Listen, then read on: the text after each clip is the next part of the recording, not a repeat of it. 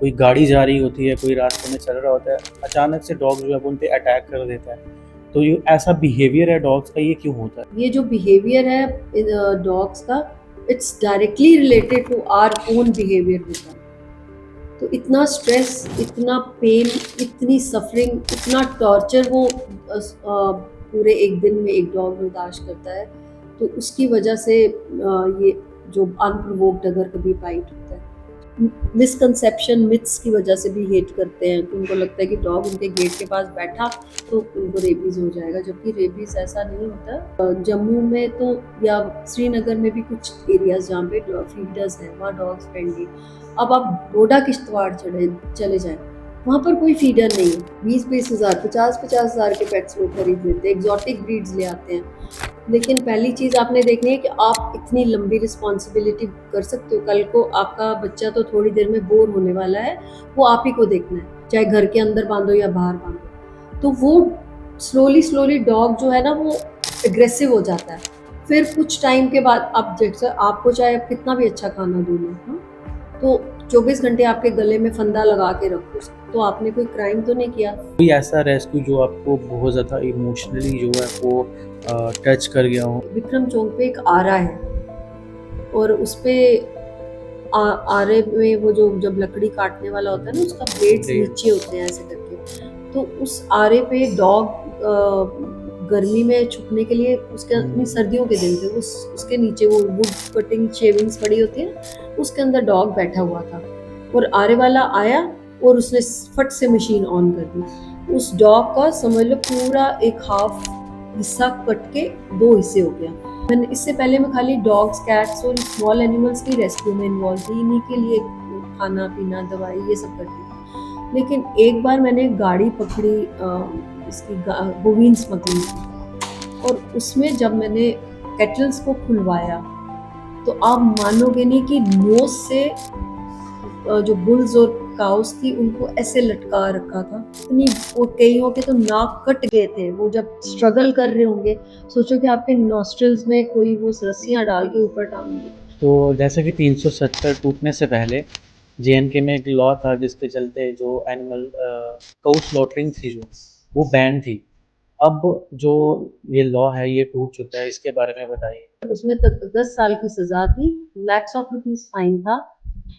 और कितनी एनसीपीडीपी की गवर्नमेंट्स भी आई, क्योंकि 152 ईयर्स में तो कितने सरकारें आई और गई, लेकिन किसी ने भी इस लॉ को टच नहीं किया। It remained in force. लेकिन हैरानी की बात यह है कि 370 बीजेपी की गवर्नमेंट आते ही जब 370 हटा, तो रणवीर पीनल कोड के कुछ जो लॉज थे उन्होंने उनको रिकॉन्स्टिट्यूशन में ऐड किया।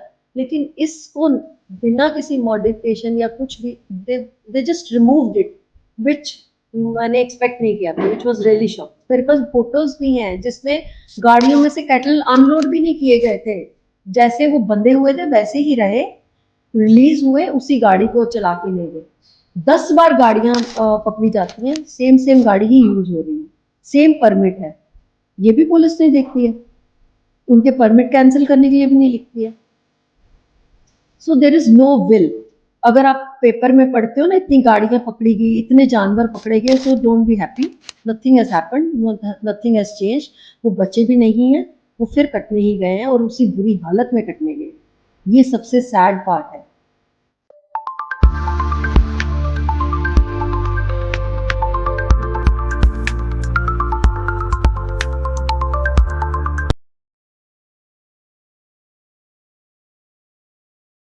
एक और पॉडकास्ट में आपका स्वागत है। आज हमारी जो गेस्ट हैं वो है रम्पी मदान जी, जो कि सेव एनिमल वैल्यू इन्वॉल्वमेंट की चेयरपर्सन है, जिसमें एनिमल्स को फूड, रेस्क्यू और ट्रीटमेंट जैसी जो सारी फैसिलिटीज़ हैं वो प्रोवाइड की जाती हैं। हर तरह का जो जानवर हो, पशु हो, पक्षी हो, उन सबको रेस्क्यू, फूड और ट्रीटमेंट यहाँ पर किया जाता है।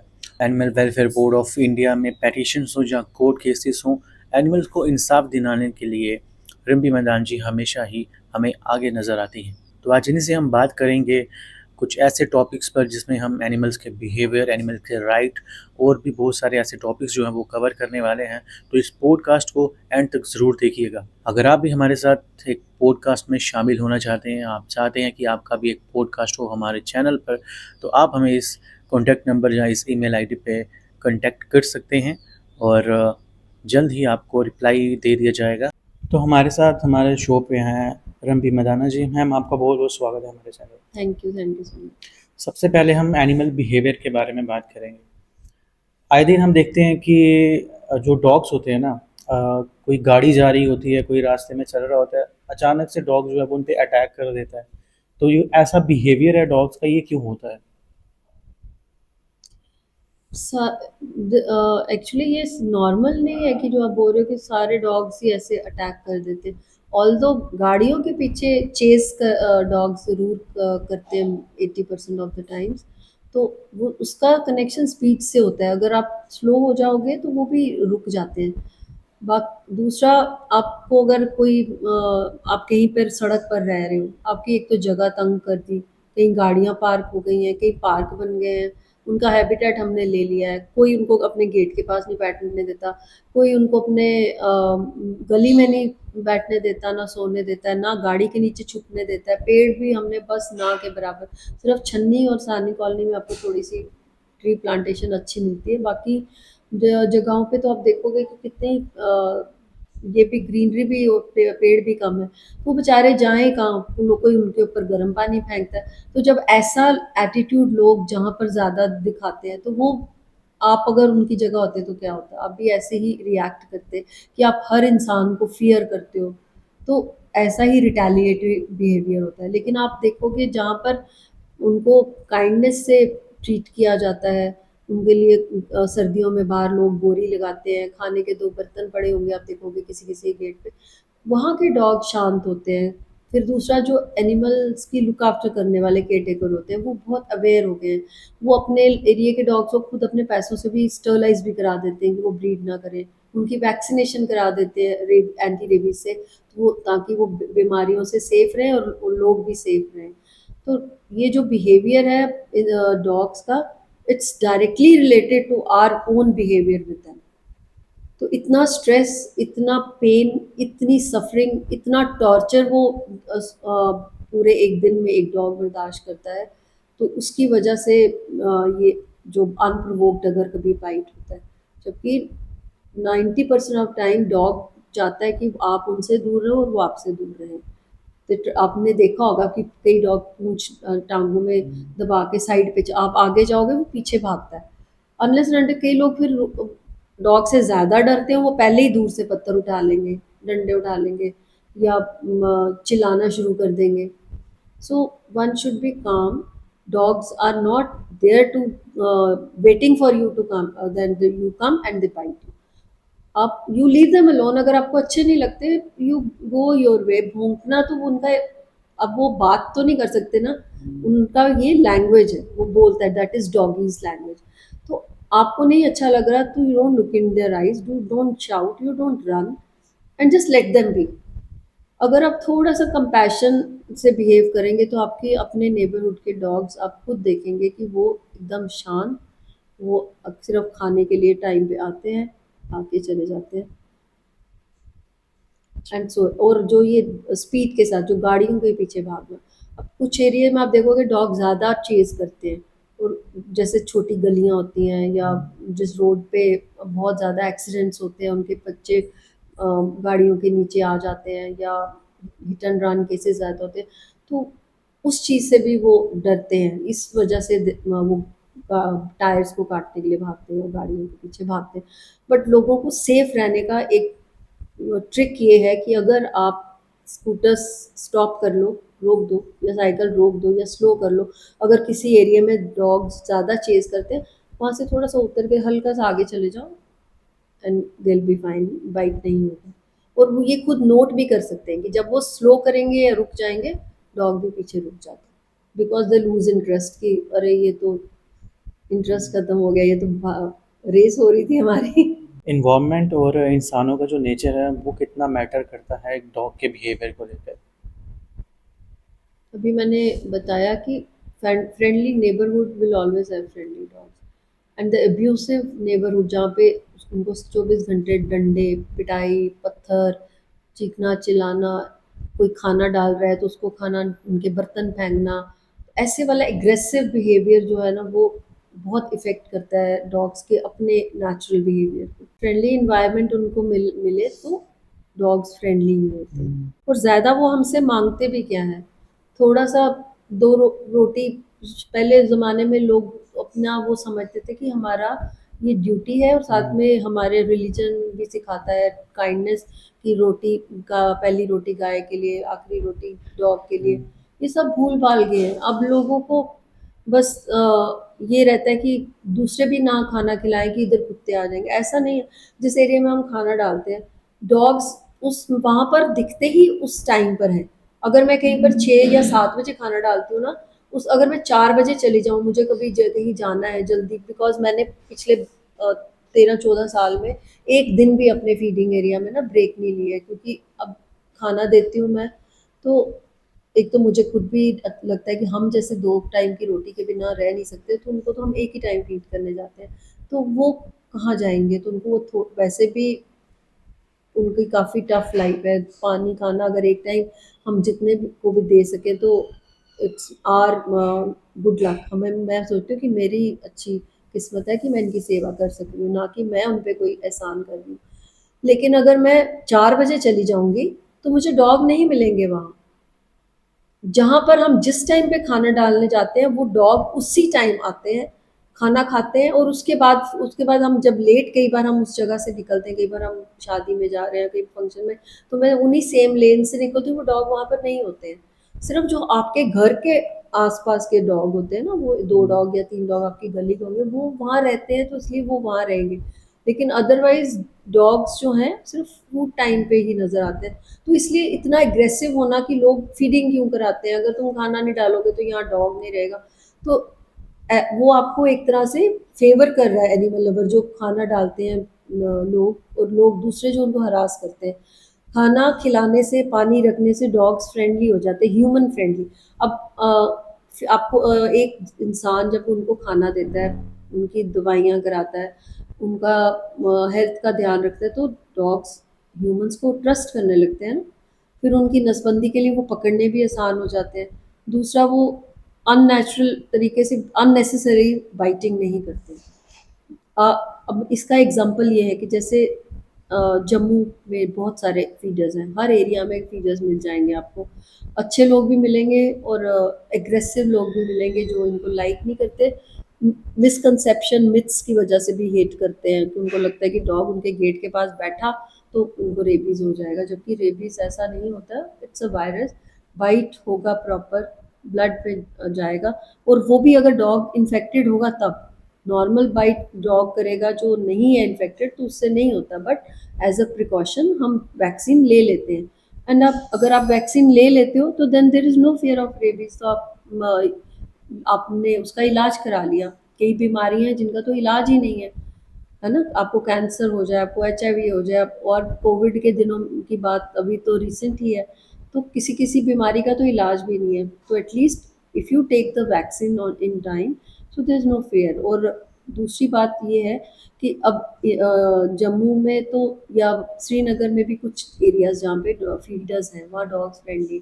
अब आप डोडा किश्तवाड़ चले जाएं, वहाँ पर कोई फीडर नहीं है, और वहाँ पर ABC कराने के लिए 1-2 बार एजेंसीज को हमने बोला कि कैंप लगाने के लिए, और वो गए भी। लेकिन वहाँ डॉग पकड़ में ही नहीं आते हैं। डॉग आपसे कोई 10 फीट की दूरी पे भी खड़ा होके आपके पास नहीं आता, आप उसको कितना भी पुचकार लो। अब इतनी दूर डॉग है, आप उसको कैसे पकड़ोगे? और ओपन एरियाज है, अब नसबंदी करनी जरूरी है, वहाँ पॉपुलेशन बढ़ रही है, but it is becoming really very difficult. जो भी आता है थोड़ी 1 आध 2 दिन जाके रैकी करते हैं तो बोलते हैं कि उनको पकड़ना आसान नहीं है। इम्पॉसिबल नहीं है, लेकिन मुश्किल है। जहाँ पर 4 बंदे यहाँ पकड़ सकते हैं, कैचिंग कर सकते हैं, उनकी नसबंदी करने के लिए, उनको वैक्सीनेट करने के लिए, वहाँ 10 बंदों की टीम लगेगी उनको एक एक डॉग को घेरने के लिए। Time, man power, money, everything, resources ज़्यादा यूज़ होंगे। अगर फीडर्स होते तो वो डॉग्स भी फ्रेंडली होते हैं, वो भी पास आते हैं, वो भी आपके नेबरहुड में बैठे होते हैं, आराम से पकड़े जाते हैं, नसबंदी होती है उनकी और पॉपुलेशन धीरे धीरे कम हो जाती है। Sustainable ABC programme is the only way to control the dog population, जो एपेक्स कोड भी अलाउ करता है और गाइडलाइंस हैं, एसओपी है एनिमल वेलफेयर बोर्ड का। तो आपको अपने नेबरहुड में फीडर्स को हरास नहीं करना चाहिए, इनकरेज करना चाहिए, बिकॉज वो एक सर्विस कर रहे हैं, आपके फ़ायदे का ही काम कर रहे हैं। तो जो इरिस्पॉन्सिबल पेट ओनर्स होते हैं, वो सबसे बड़ी क्या मिस्टेक्स करते हैं इसमें? एक्चुअली क्या है कि पेट ओनर्स जो है ना, वो पहली बात तो आपके बच्चों को पपी चाहिए, है ना? तो हुँ। वो आपसे बोलते हैं कि बड़े किसी के घर पे गए, उनके घर पे उन्होंने एक ब्रीड वाला डॉग देख लिया, एक शिप्सू देख लिया या एक लैब देख लिया, एक रिट्रीवर देख लिया, उनको हमें पपी चाहिए, हमें पपी चाहिए। तो आपने, वो टॉय नहीं मांग रहा है, वो एक जिंदा चीज मांग रहा है आपसे। और वो कोई खिलौना भी नहीं है कि आप जब उसका खेलने का मन खत्म हो जाएगा तो आप उसको कहीं सामान की तरह साइड पे रख दोगे। उसकी डिमांड्स होंगी, उसको फीड कराना है, उसको घुमाना है, उसको वेट्स के पास लेके जाना है, उसकी वैक्सीनेशंस आपको करानी है। It's a life time of responsibility. 14 से 15 साल एवरेज लेके चले, अच्छी तरह लुक आफ्टर जो लोग करते हैं उनके पेट्स और ज़्यादा भी सर्वाइव करते हैं। तो आप 14 साल की रिस्पॉन्सिबिलिटी अगर बेयर कर सकते हो, उसका खर्चा उठा सकते हो, एक बार में आप चलो महंगा पेट भी खरीद के ले आए, हज़ारों रुपए खर्च के ले आए, 20-20 हज़ार, 50-50 हज़ार के पेट्स लोग खरीद लेते हैं, एग्जॉटिक ब्रीड्स ले आते हैं। लेकिन पहली चीज़ आपने देखनी है कि आप इतनी लंबी रिस्पॉन्सिबिलिटी कर सकते हो। कल को आपका बच्चा तो थोड़ी देर में बोर होने वाला है, वो आप ही को देखना है। फिर आप ये मत बोलना कि अब हम जॉब पर जाते हैं, घर पे कोई वॉक कराने वाला नहीं है, पी अंदर कर रहा है या वो कर रहा है, आपको पॉटी तो ट्रेन कराना है, उसकी भी केयर करनी है ना, अपने बच्चों की तरह आपने करनी है। तो ये अगर आप नहीं कर सकते, सोच के देखें। कई लोगों के बच्चे बड़े होते हैं, वो तब खरीद के लाते हैं। फिर उनका ये होता है कि अरे हमारा बेटा जॉब पे चला गया, बाहर चला गया, पढ़ने चलेगी मेरी डॉटर, अब हम लुक आफ्टर नहीं कर सकते, कोई घर में बीमारी भी होगी। सो ये सब चीज़ें लेके अगर आपका दिल इतना बड़ा है कि कोई भी चीज़ आपके ऊपर आए, मुश्किल आए, आप पोस्टिंग जा रहे हो या आपके बच्चे बड़े हो रहे हैं या कुछ भी, आप उसकी रिस्पॉन्सिबिलिटी बेयर करोगे तब पेट लाओ। दूसरा, कुछ लोगों को ये लगता है कि पेट लाया है तो पेट को बस आपने बांध के रख दिया, टाइम टू टाइम खाना दिया और थोड़ा सा घुमा दिया, नहीं भी घुमाया तो चलो चलेगा। तो गलत बात। जो ऐसे भी पेट्स रखते हैं तो उनको उसका बहुत बड़ा खमियाजा भुगतना पड़ता है। आज आप पेट को मतलब एक साइड पे करने के लिए कि अरे चप्पल खा जाएगा, हमारा फर्नीचर खराब कर देगा, हमारे बेड पे चढ़ जाएगा, इसको अवॉइड करने के लिए आप पेट लाते हो, फिर आप उसको चेन से बांध देते हो, चाहे घर के अंदर बांधो या बाहर बांधो। तो वो स्लोली स्लोली डॉग जो है ना, वो एग्रेसिव हो जाता है। फिर कुछ टाइम के बाद आप जैसे, आपको चाहे आप कितना भी अच्छा खाना दूं मैं, हाँ, तो 24 घंटे आपके गले में फंदा लगा के रखो, तो आपने कोई क्राइम तो नहीं किया। सेम उस पेट ने भी कोई क्राइम नहीं किया, आप उसको अपनी मर्जी से लाए हो, तो आप उसको बांध के क्यों रख रहे हो? अगर आप बांध के रखोगे, चेन करके रखोगे, तो वो कल आपसे मैनेज नहीं होगा। फिर वो जब बीमार होगा तो फिर आप उसको वेट के पास नहीं ले जा पाते हो, फिर आप बोलते हो खोलने के टाइम काट लेता है, खाना डालने के टाइम काट लेता है, मेरे बच्चा उसके साथ खेल रहा था। अब आपकी मर्जी की तो आपने बांध दिया, आपकी मर्जी की तो आपने अपने बच्चे को बोला तुम खेल लो खिलौने की तरह। तो उसकी वो भी जो है, डॉग जो है उसकी भी मर्जी है, नहीं मन कर रहा उसका खेलने का, आपका बच्चा रियलाइज नहीं करेगा, वो उसके ऊपर चढ़ेगा, उसके मुंह में हाथ डालेगा, तो बाइट हो गया। तो आप फिर हम एनजीओ को ढूंढते हो कि हम इसको रख नहीं सकते, ये काट रहा है। तो वो क्यों काट रहा है? Because bad pet owners. आपने, आपकी रिस्पॉन्सिबिलिटी थी, आप पेट लेकर आ गए, आपने ना तो अपने बच्चे को सिखाया कि how to behave with your pet, ना ही अपने उसको पेट को अपना ह्यूमन फ्रेंडली बनाया, ना ही उसको अपनी फैमिली का एक पार्ट बनाया ना। तो उस दोनों चीज़ों में अल्टीमेटली पेट ओनर्स बाद में बहुत सफ़र करते हो, और एनिमल तो उससे भी ज़्यादा सफ़र करता है। आप पेट घर पे तभी लाएं, एक तो आप उसकी लंबी रिस्पॉन्सिबिलिटी और उसका खर्चा बर्दाश्त कर सकते हैं, दूसरा आप उसको फ्री अपनी फैमिली के साथ में एज अ कंपेनियन एनिमल रख सकते हैं, अपने बच्चों के साथ में इंट्रोड्यूस करा सकते हैं। आप उसको, उनको साथ में उनको सिखाओ डरने के, फिर उनको डर भी लगेगा कि बालों से एलर्जी हो जाएगी, दांत लग जाएगा, अगर इन चीज़ों का डर है तो आप उसको एक खिलौना ला दें या पेट ना लाएं। तीसरी चीज़ जो पेट ओनर्स करते हैं कि वाई बाय ब्रीड डॉग्स, इतने महंगे महंगे आप खरीद के लाते हो when there are so many puppies who need a home. जो आज डॉग पॉपुलेशन का इशू आ रहा है ना, अगर लोग ब्रीड वाले डॉग्स खरीदना बंद कर दें, पेट्स ब्रीडिंग इनकरेज होती है, जब आप एक पेट खरीदते हो तो ब्रीडर इनकरेज होता है और उनकी ब्रीडिंग कराने का, तो उससे वो जो सिचुएशन ऑफ डॉग्स प्रॉब्लम है ना उसको एग्रेवेट करता है। जब आप स्ट्रीट डॉग्स और स्ट्रीट पपीज को अडॉप्ट करोगे तो नेचुरली वो स्ट्रीट में डॉग्स और पप्स कम हो जाएंगे, तो प्रॉब्लम का तो मतलब half the problem 50% of the problem will be solve.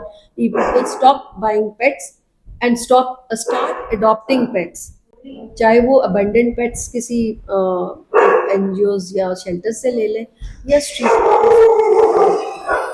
तो अगर किसी को एनिमल अब्यूज़ जो है वो होता दिखे तो वो क्या कर सकता है उसके लिए? अगर आपको किसी भी तरह का एनिमल अब्यूज़ आपको दिखता है, चाहे वो किसी कोई अपने पेट को अब्यूज़ कर रहा है या कोई स्ट्रीट एनिमल को अब्यूज़ कर रहा है या कोई वर्किंग एनिमल लाइक हॉर्स को ओवरलोड करके लेके जा रहे हैं, किसी भी तरह का अब्यूज़ आप देखते हो, तो आपका फर्स्ट इंस्टिंक्ट होना चाहिए कि इमीडिएटली अपना कैमरा ऑन कर लें और start recording while you try to stop that person also. ये नहीं कि कैमरा ऑन करके आप वीडियो बनाते रहे और वो चाहे उसको मारता चला जाए या उतनी देर में उसको मार मुड़ के चले। और रेज एन अलार्म, जब आप एक पेट अब्यूज देखते हो फटाफट आप कैमरा ऑन करें and then you try to stop that person, उससे बात करते हुए उसको समझाते हुए, अगर डिपेंडिंग ऑन द सिचुएशन अगर कोई उसको खून ही कर रहा है तो then you start shouting and making noise, इतना शोर मचाएं ताकि वो उसको छोड़ दे या भाग जाए या जो भी, तो उतनी देर में उसकी शक्ल और वो जो काम कर रहा था वो रिकॉर्ड हो गया। तो उसके बाद हम पुलिस कंप्लेन करेंगे और या एनजीओज़ को इन्फॉर्म करेंगे, share the video with the details, और बाय और साथ-साथ उस एनिमल को अगर वो ज़िंदा है, तो उसको बचाने के लिए अगर आपके पास गाड़ी है या कोई गाड़ी करके उसको उठा के फटाफट हम नियरेस्ट वेट के पास ले जाने की कोशिश करेंगे, ना कि वहाँ खड़े-खड़े आप यही वेट करो कि कोई आएगा, तो उतनी देर में the pet will lose the life. लेकिन अगर उतना सीरियस नहीं है, हमने एक अब्यूज़ एक अब्यूज़ तो इस ये भी है कि अगर आप 24 घंटे अपने पेट को बांध के रखते हो, धूप में बांध के रखते हो, छत पे बांध के रखते हो, इवन दैट इज़ अब्यूज़। उस केस में भी आपने वीडियोज़ रिकॉर्ड करने हैं। और अगर आप बात कर सकते हो, कुछ नेबर्स अप्रोचेबल होते हैं तो उनसे प्यार से बात करके समझाएं तो भी मान जाते हैं लोग, क्योंकि यही मैंने बोला ना, लोगों को आइडिया है कि पेट्स रखने तो इसी तरीके से रखते हैं। पुराने ज़माने में लोग यही सोचते थे, जैसे गाय और भैंसों को खूंटे से बांध के रखते हैं वैसे कुत्ते को भी बांध के रख दो। तो ऑल्दो हम ये भी इनकरेज नहीं करते टेथरिंग ऑफ वर्क, ये डेयरी एनिमल्स, उनकी भी लाइफ होती है, आपको उतना एरिया होना चाहिए जिसमें वो फ्री घूम भी सकें। तो डॉग को तो बिल्कुल भी बांध के नहीं रखना चाहिए, अगर आपको लाना है तो एज ए फैमिली मेम्बर लाएं। तो अगर आप देखते हो कि ये अपने पेट को ऐसे अब्यूज़ करता है, मार रहा है, तो आप उसका वीडियो रिकॉर्ड करें, उसका एड्रेस पूरा नोट करें, अगर उसका नाम, फ़ोन नंबर, जितनी भी डिटेल है, and you share it with the NGOs और विद द पुलिस, जैसा भी जो भी आपकी मदद कर सके। लेकिन कुछ अगर इन केस आप अपनी आइडेंटिटी रिवील नहीं करना चाहते हैं, स्टिल आप ये सारी चीज़ें रिकॉर्ड करके आप उनको दे के रिक्वेस्ट कर सकते हो कि भई आपकी ज़रूरी तो नहीं है ना रेस्क्यू, हमें बहुत कॉल्स आते हैं, हम रेस्क्यू भी करते हैं। जिस केस में लोग नहीं आना चाहते सामने, तो ज़रूरी नहीं है कि हमें उनकी आइडेंटिटी रिवील करनी है। हम उसी तरीके से पुलिस कंप्लेन भी कर लेते हैं ऑर्गेनाइजेशन के नाम से, और हम विज़िट भी करते हैं, हम उस बंदे को समझाते भी हैं या फिर वी फाइल एन एफआईआर अगर ज़्यादा सीरियस कोई केस अगर नहीं मानता है। तो जैसे हॉर्स का अब्यूज़ दिख रहा है, आप कहीं जा रहे हो तो ओवरलोडेड है, आप उसको रोकें, उसको लोड कम करने के लिए बोलें, उसकी देखें कि उसकी जो पर जहाँ से वो सामान लेके आया है उसके पास चालान होगा, उस पे लोड भी लिखा होता है, वो उसकी फ़ोटो खींच लें। जिस बंदे ने दिया है उसको इतना सामान, जो ऑथराइज्ड लिमिट, एक ड्रॉट एनिमल रूल्स में एक हॉर्स कार्ट के ऊपर आप अनलेडन लोड अनलेडन लोड होता है कि हॉर्स और उसका कार्ट जो है, कार्ट 1 क्विंटल का तो होगा, और जो उसका हॉर्स का जो बंदा ऊपर बैठता है 60-70 किलो का, वो भी होगा। तो आप कोई 4 क्विंटल तक उसके ऊपर सामान डालो, क्योंकि 5 क्विंटल टोटल लोड उसके ऊपर आप लेके जा सकते हो। तो उससे ज़्यादा अगर है तो उस बंदे ने नोइंगली आपको दिया ना, तो कल्प्रेट खाली हॉर्स ओनर नहीं हुआ, वो भी हुआ जिसने इस लॉ की वायलेशन में उसको 7 क्विंटल तक सरिया भर दिया। 7 क्विंटल से कई लोगों ने तो 10-10, 11-11 क्विंटल तक सामान डाल देते हैं। अब वेयर हाउस में जाओ, लोग उसको लादते जाते हैं सामान। मतलब उसने क्या करना है, उसने 8-10 दुकानदारों का सामान आरएसपुरा लेकर जाना है, हाउस वाले ने। कुछ थोड़ा इधर से इकट्ठा करेगा, थोड़ा उधर से, ऐसे करके लादता जाएगा, इतना ज़्यादा ठूस के उसको भरता है। वो फिर उसको गर्मी में 2-3 घंटे तक खड़ा रखता है, जब तक वो सारों का लोड लेता है। अब उसको कोई अगर देखता है तो ज़रूर कंप्लेन करे। नेहरू मार्केट बिल्कुल पास में है, पुलिस स्टेशन पास में। अब वीडियो फ़ोटो बनाएँ, उसको हॉर्स वाले को बोलेंगे आप इतना सामान नहीं लेके जा सकते। अगर वो नहीं मानता है, then you share the videos and the complete details with the NGO organization or with the SPCA, district SPCA Jammu. और अगर आप पुलिस के पास डायरेक्टली नहीं जाना चाहते तो एनजीओ को ही कॉल करके बस उतना शेयर कर दें, लेकिन आप पीसीआर कॉल कर सकते हो, लोकल थाने का नंबर एक्सचेंज से ले सकते हो, एंड यू कॉल देम, वो उसी टाइम आ जाते हैं और वो फिर खुद उसको हैंडल करेंगे। लेकिन कुछ नहीं करने से तो कुछ करना अच्छा ठीक है ना।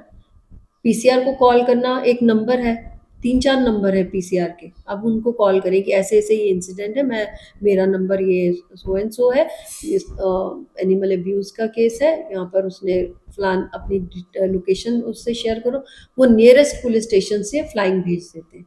फिर वो उसको थाने में ले जाएंगे, वहाँ पर जो भी उस पर कार्रवाई बनेगी वो करेंगे। पीसीआर को कॉल करना जल्दी से जल्दी ज़रूरी इसलिए है कि वो रिकॉर्ड भी होती है कॉल। दूसरा, फिर then call the organisation, call the NGOs, उसको पानी पिलाएं घोड़े को, उसका लोड कम कराएं, ये चीज़ें आप उसमें कर सकते हो। तो हर एक क्रुअल्टी केस में सबसे पहला और सबसे इम्पॉर्टेंट यही है, photos, videos, details of the crime, और जो क्रिमिनल है उसका भी पूरा डिटेल सेंड कर दो, so that some action could be taken, या उस पेट को वहाँ से रेस्क्यू कराया जा सके।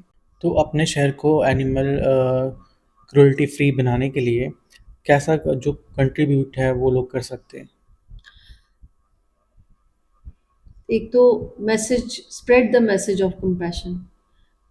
आप मतलब अगर कुछ भी नहीं कर सकते हो, खाना नहीं खिला सकते हो, पानी नहीं रख सकते हो, बोल नहीं सकते हो, तो एटलीस्ट सोशल मीडिया पे जो एनिमल क्रुएल्टी के लोग पोस्ट डालते हैं, सबसे इजी है कि आप उसको शेयर करें। उसको इतना शेयर करें ताकि it reaches the concern, so that some corrective action or some long term solution can be found. दूसरा ये है कि आप अगर आप में थोड़ी ज़्यादा हिम्मत है तो आप कुछ छोटे-छोटे पोस्टर्स बना सकते हैं। आजकल सोशल मीडिया पे सब मिल जाता है। बीइंग काइंड टू एनिमल्स के ऊपर कोई छोटे-छोटे पोस्टर्स अपनी लेन्स में लगा दें। लोगों को से बात करते हो तो आप उनको भी बच्चों को, जैसे अपने आस-पास के बच्चे हैं, उनको इन्वॉल्व करें छोटी-छोटी एक्टिविटीज़ में, कि बर्ड्स के लिए आप खाना, थोड़ा दाना डालें, पानी उनसे भरवाएँ, अपने बच्चों से भरवाएँ। अगर आपके नेबरहुड में कुछ बच्चे हैं जो डरते हैं क्योंकि उनके पेरेंट्स उनको बोलते हैं कि अरे बाहर जाओगे तो कुत्ता काट लेगा, कुत्ता देखो तो भाग जाना, या उसको पहले भगा लेना फिर आगे जाना, ऐसे वाली चीज़ें होती हैं। तो या फिर नेचुरली के बच्चे डरते हैं, तो आपने उनका डर निकालने के लिए आप उनके हाथ से बिस्किट्स खिलवाएँ। उनको बोलो आओ चलो आज हम डॉग्स को बिस्किट डालते हैं। कैसे उनको आप बिस्किट रख के पीछे हट जाएँ, डॉग पूँछ हिलाते खाएगा। तो एक तो उनको मन को भी अच्छा लगेगा कि हमने आज रोटी खिलाई या बिस्किट खिलाया डॉग को। दूसरा, उनके मन में जो एक हेट्रेड और एक डर कि भई जैसे डॉग नहीं शेर है, वो हमें खा लेगा। बर्ड्स के लिए आप पानी खाना रखवाते हैं तो उनको अपने इन्वायरमेंट में बर्ड्स को भी देखने की और उनकी लुक आफ्टर करने की आदत पड़ जाती है, ऑब्जर्व करना शुरू कर देते हैं। तो बर्ड्स और इन्वायरमेंट को जब बच्चे ऑब्जर्व करते हैं, उसके लिए कुछ छोटा सा इनिशिएटिव भी लेते हैं ना, तो that is the seed you so in their tender minds for compassion. और अपनी गाड़ी पे बी काइंड टू एनिमल्स का हिंदी इंग्लिश में एक छोटा सा पोस्टर लगा के चले, जैसे लोग गर्ल चाइल्ड के लिए लगा के चलते थे ना, कि उसके लिए सेव द गर्ल चाइल्ड, उसके बारे में एक ट्रेंड कर रहा था, तो लोग अपने अपनी गाड़ियों पे बड़े फख्र से लगाते थे, Beti Bachao Beti Padhao, you remember that. Similarly अभी एक ट्रांसपोर्ट मिनिस्टर गडकरी जी ने एक ऑर्डर निकाला था for which had to be implemented from 1 April, जो अभी तक मुझे कहीं दिखा नहीं, कि हर स्टेट और यूटी में जो पब्लिक ट्रांसपोर्ट्स हैं उसके ऊपर बीइंग काइंड टू एनिमल्स हर रीजनल लैंग्वेज में लिखना ज़रूरी है, और इसको गवर्नमेंट अपनी अपनी गवर्नमेंट्स जो है वो उसको इम्प्लीमेंट करें। तो जो बहुत बड़ी बात है, और हर पब्लिक ट्रांसपोर्ट के पीछे जैसे ये लिखा जाता था बेटी पढ़ाओ बेटी बचाओ, तो कितना बड़ा मैसेज गया कम्युनिटी को। तो अगर आप ये कंपैशन का मैसेज भी अपनी अपनी गाड़ियों पे सब लगा के चलेंगे, तो ये भी एक अपनी जो कम्युनिटी को कंपैशनेट कम्युनिटी बनाने में बहुत हेल्प करेगा। जो लोग रोज़ देखते हैं ऑब्जर्व करते हैं, वो उनके माइंड को इफ़ेक्ट तो करता है। जो अगर कत्ल खाने में लोग स्लॉटरिंग करते हैं एनिमल्स को, तो उनको लिए ये चीज़ ब्लड देखना बड़ा नॉर्मल हो जाता है ना। और जो लोग नहीं ब्लड देखने के आदी, तो वो तो ब्लड देख के बेहोश हो जाते हैं ना। तो ये नॉर्मल इंस्टिंक्ट है। तो हमने क्या इनकलकेट करना है अपने बच्चों में और लोगों के माइंड में, कि feeding animals is a good activity. अगर किसी को करते देखते हो तो इनकरेज करो, किसी बच्चे से फीडिंग कराओ, छोटी छोटी चीज़ों को एप्रिशिएट करो। और स्कूल्स में जो टीचर्स पढ़ाती हैं, अपने लेसन्स के साथ साथ रोज़ एक छोटा सा मैसेज उनको देना चाहिए एनिमल्स के साथ में कंपैशन का, कोई कोई भी न्यू मैसेज, तो बहुत फ़र्क पड़ेगा। This will build the sustainable compassionate communities. और जो लोग बड़े या बच्चे कंपैशनेट होते हैं एनिमल्स के साथ, वो कभी इंसानों के साथ बुरे हो सकते हैं? क्योंकि सबसे वीक कौन है? एनिमल्स और बर्ड्स या जो भी हैं, वो सबसे कमज़ोर हैं। वो अपने लिए कंप्लेन नहीं कर सकते। वो आपसे ज़्यादातर अगर आप उनको मारो भी, तो वो पहला उनका होता है कि वो दूर भागते हैं। अटैक वो तभी करते हैं जब मतलब फंस जाते हैं ना, कॉर्नर कर लेते हो आप, इतना ही उनको अब्यूज़ करते हो कि फिर वो उनके पास कोई चारा नहीं है कि आपको वो बाइट करें या आपके ऊपर अटैक करें। तो जो लोग एनिमल्स के साथ में प्यार से बिहेव कर रहे हैं, जो उनके लिए खाना पानी रख रहे हैं, वो कभी किसी इंसान को हर्ट नहीं कर सकते। तो आपने मारने से ज़्यादा बचाने के लिए लोगों को इनकरेज करना। लेकिन ये डिफरेंस आपने जो बना रखा है ना, कि इंसान को बचाना तो बहुत बड़ी बात है, जानवर को बचाना बस करते हैं। तो मुझे भी लोग बोलते हैं कि आप ये क्यों करते हो, आपको पैसे मिलते हैं? तो मैं बोलती हूँ नहीं, मैं तो पैसे अपने घर से लगा के ये करती हूँ। तो फिर वो उनका दूसरा क्वेश्चन क्या होता है, फिर ये क्यों करते हो? कि भाई अगर पैसे अपने से लगा के करते हो, आप इसको अर्न भी नहीं कुछ कर रहे हो, तो फिर दिन रात रेगुलरली 14 साल से और गाड़ी लेके 3-4 घंटे रोज आपको हम फीड करते देखते हैं, तो बहुत सरप्राइज होते हैं। बिकॉज लोग इसको रिलेट ही नहीं कर पाते हैं। जो लोग लंगर लगाते हैं, अब वो एक लंगर लगता है माता वैष्णो देवी में, टी सीरीज वालों का कितने सालों से लोग याद करते हैं, लोग उसके बारे में बात करते हैं, जो वहाँ से होकर जाते हैं वो उसको डिस्कस करते हैं, एंड दे से कि कितनी बड़ी बात है कि वो उसने लंगर कब से लगाया। लेकिन जो एनिमल्स को फीड करेगा, उसको भी लोग शक से देखते हैं, रोक के पूछते हैं, ये खाना गवर्नमेंट देती है आपको इनको खिलाने के लिए? पूछेंगे पैसे मिलते हैं आपको उसको खिलाने के लिए? आप डॉग्स को बचा रहे हो या आप काउस को बचा रहे हो या आप उनके पीछे भाग रहे हो, तो आपको कुछ मिलता है? गवर्नमेंट फंड करती है एनजीओ को? नहीं करती है। Non government organisation, government is under no obligation to fund a non government organisation unless and until कोई स्कीम में आप कोई हेल्प कर रहे हो, आप उन्हें कोई टेंडर लिया है, तो जानवरों के लिए तो ऐसा भी कोई प्रोविजन ही नहीं है, कोई फंड्स ही नहीं एलोकेट किए हैं हमारी स्टेट गवर्नमेंट ने, कि जिसमें आप एनिमल वेलफेयर में कुछ फंड्स ले लो। तो अपने से करना होता है। तो ये बीच में जो एक बायस है ना कि अगर ह्यूमंस के लिए आप काम कर रहे हो तो वो अंडरस्टैंडेबल है कि तुम बड़े दयावान हो, आप इंसान को पानी पिला रहे हो, छबील लगाई है आपने, उनको शरबत पिला रहे हो, आप उनके लिए खाना दे रहे हो, गुरुद्वारे में लंगर लगा है 24 घंटे, तो वो एक activity that is understandable by the humans. लेकिन अगर आप वही लंगर इन जानवरों के लिए लगाते हो तो आप या तो दिमाग से पागल हो या आपको इससे कुछ मिलता है ना, there has to be a catch. ये चीज हमने रिमूव करनी है। कंपैशन का तो कोई रंग नहीं होता है ना, कंपैशन आपके दिल का, आपकी दया है। आपको किसी पे तरस आता है, आप उसको खाना खिलाते हो, आप उसका अच्छा चाहते हो, आप उसका पेट भरना चाहते हो। जो इंसान करता है इंसान के लिए, वो इसी भावना से करता है ना, तो हम भी उसी भावना से करते हैं। तो इस चीज में जो एक लोगों ने बना लिया ना कि अरे जानवर को क्यों खिलाना है, वो हमें हटाना है। तो नॉर्मलाइज करना है हमने compassion to animals and compassion to humans, इसमें कोई डिफरेंस नहीं है, it's the same. So we have to normalise our communities into helping animals and इंसान जो जानवर के लिए भी कुछ करता है उसको भी आप इनकरेज करें, ना कि सोचें कि अरे इसको तो कुछ फ़ायदा होता होगा। जब ये ऐसा वाला टाइम आएगा ना, तो दैट मीन्स कि फिर वो जैसे हमारी जो कंट्री थी ना, इसको बोलते थे कि ये अहिंसा अहिंसा के उसको हम फॉलो करते हैं, लेकिन हम भूल ही गए, वो पीछे रह गया। शायद बाहर की कंट्रीज इस वर्ड को ज़्यादा यूज़ करती हैं, हमारी कंट्री में तो अब उसका मतलब भी नहीं रहा है।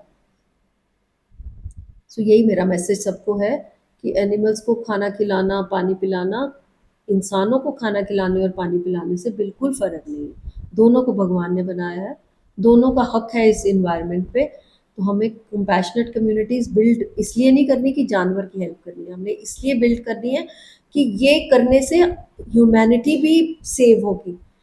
आप एक अभी पिछले दिनों में दिल्ली में एक केस हुआ था, जिसमें पिछले दिनों क्यों, अभी कल भी एक केस हुआ है जिसमें एक पपी को रेप कर रहा था एक बंदा, तो उसको पकड़ा तो वो भाग गया। लेकिन दूसरे केस में तो वो बंदा पकड़ा गया, तो he used to make videos also, ताकि वो सोशल मीडिया पे ट्रेंड करे और उसकी वीडियोस लोग देखें और वो पैसे कमाए। तो वो एक बंदे को उसने साथ में रखा था जो वीडियो बनाता था and used to rape dogs. फिर पकड़ा गया तो उसकी खूब पिटाई भी हुई, केस हो रहा है उस पे।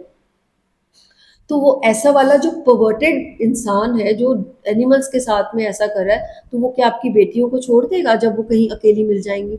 जिस टाइम पे वो उसको कमजोर हालत में मिलेंगी, अकेली मिलेंगी, अंधेरे में मिलेंगी, या कुछ भी उसको मौका मिलेगा, तो वो उनके साथ नहीं ऐसा करेगा?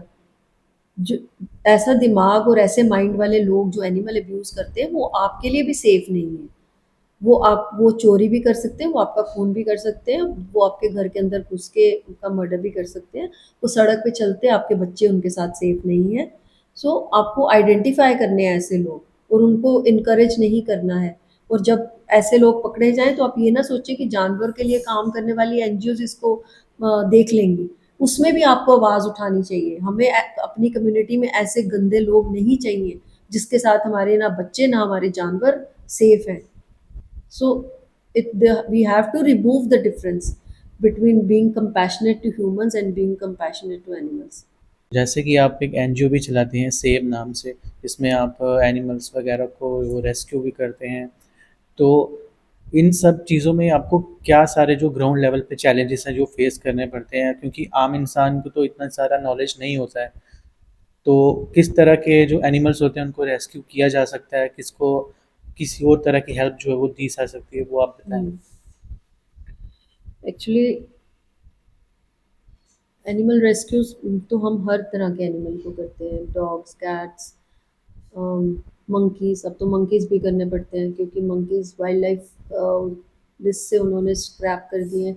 तो now they are domestic animals and but urban local bodies और कॉरपोरेशन अब इनको कहते हैं हम ट्रेन नहीं है, हाथ नहीं लगा रहे, तो ओनर्स हम पर आ रहा है, तो हम ट्राई करते हैं जिनको बचा सकें।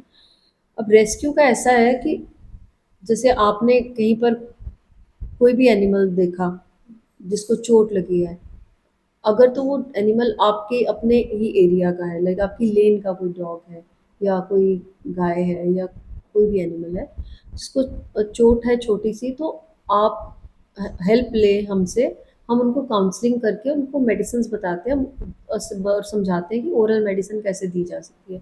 यहाँ तक कि कई बार हम हॉर्सेस की ट्रीटमेंट के लिए भी ओरल मेडिसिन डॉक्टर से प्रिस्क्राइब करा के बता देते हैं। उनके भी बोलस आते हैं, आप उनको गुड़ में रोल बना के खिला के उनका ट्रीटमेंट बड़े आराम से कर सकते हो।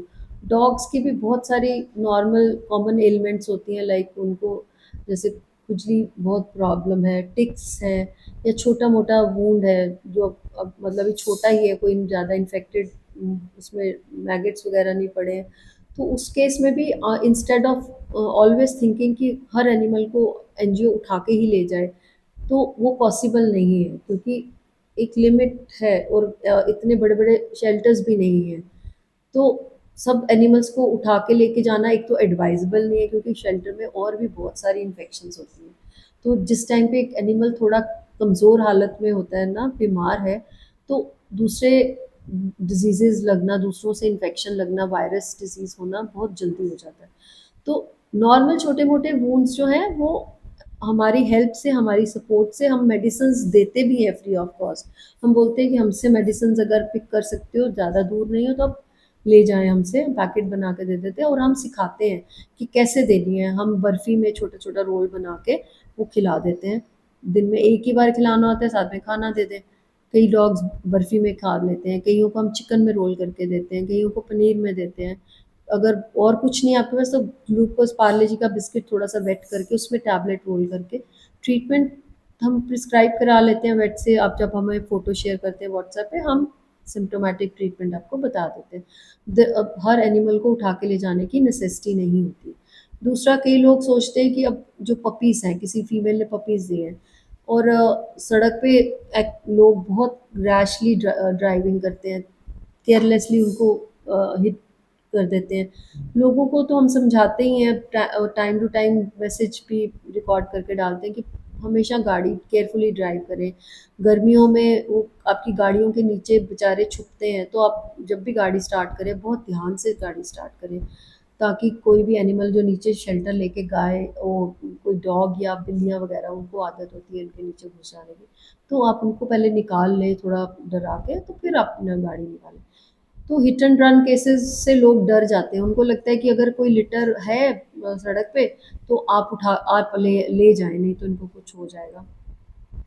तो ये पॉसिबल नहीं है। This is not rescue. Rescue होता है सिक इंजर्ड एनिमल को आप लाते हो, आप उनको ठीक करते हो, उनको वापस छोड़ते हो। तो पपीज़ को, हेल्दी पपीज़ को उठा के अननेसेसरी उनकी माँ से अलग करके किसी शेल्टर में भेजना, तो उसको रेस्क्यू नहीं कहा जाता। उसको आपको वहीं पर फीड करना चाहिए, लुक आफ्टर करना है। उनकी वैक्सीनेशन के लिए हमसे हेल्प ले सकते हो आप, डीवर्मिंग के लिए हेल्प ले सकते हो।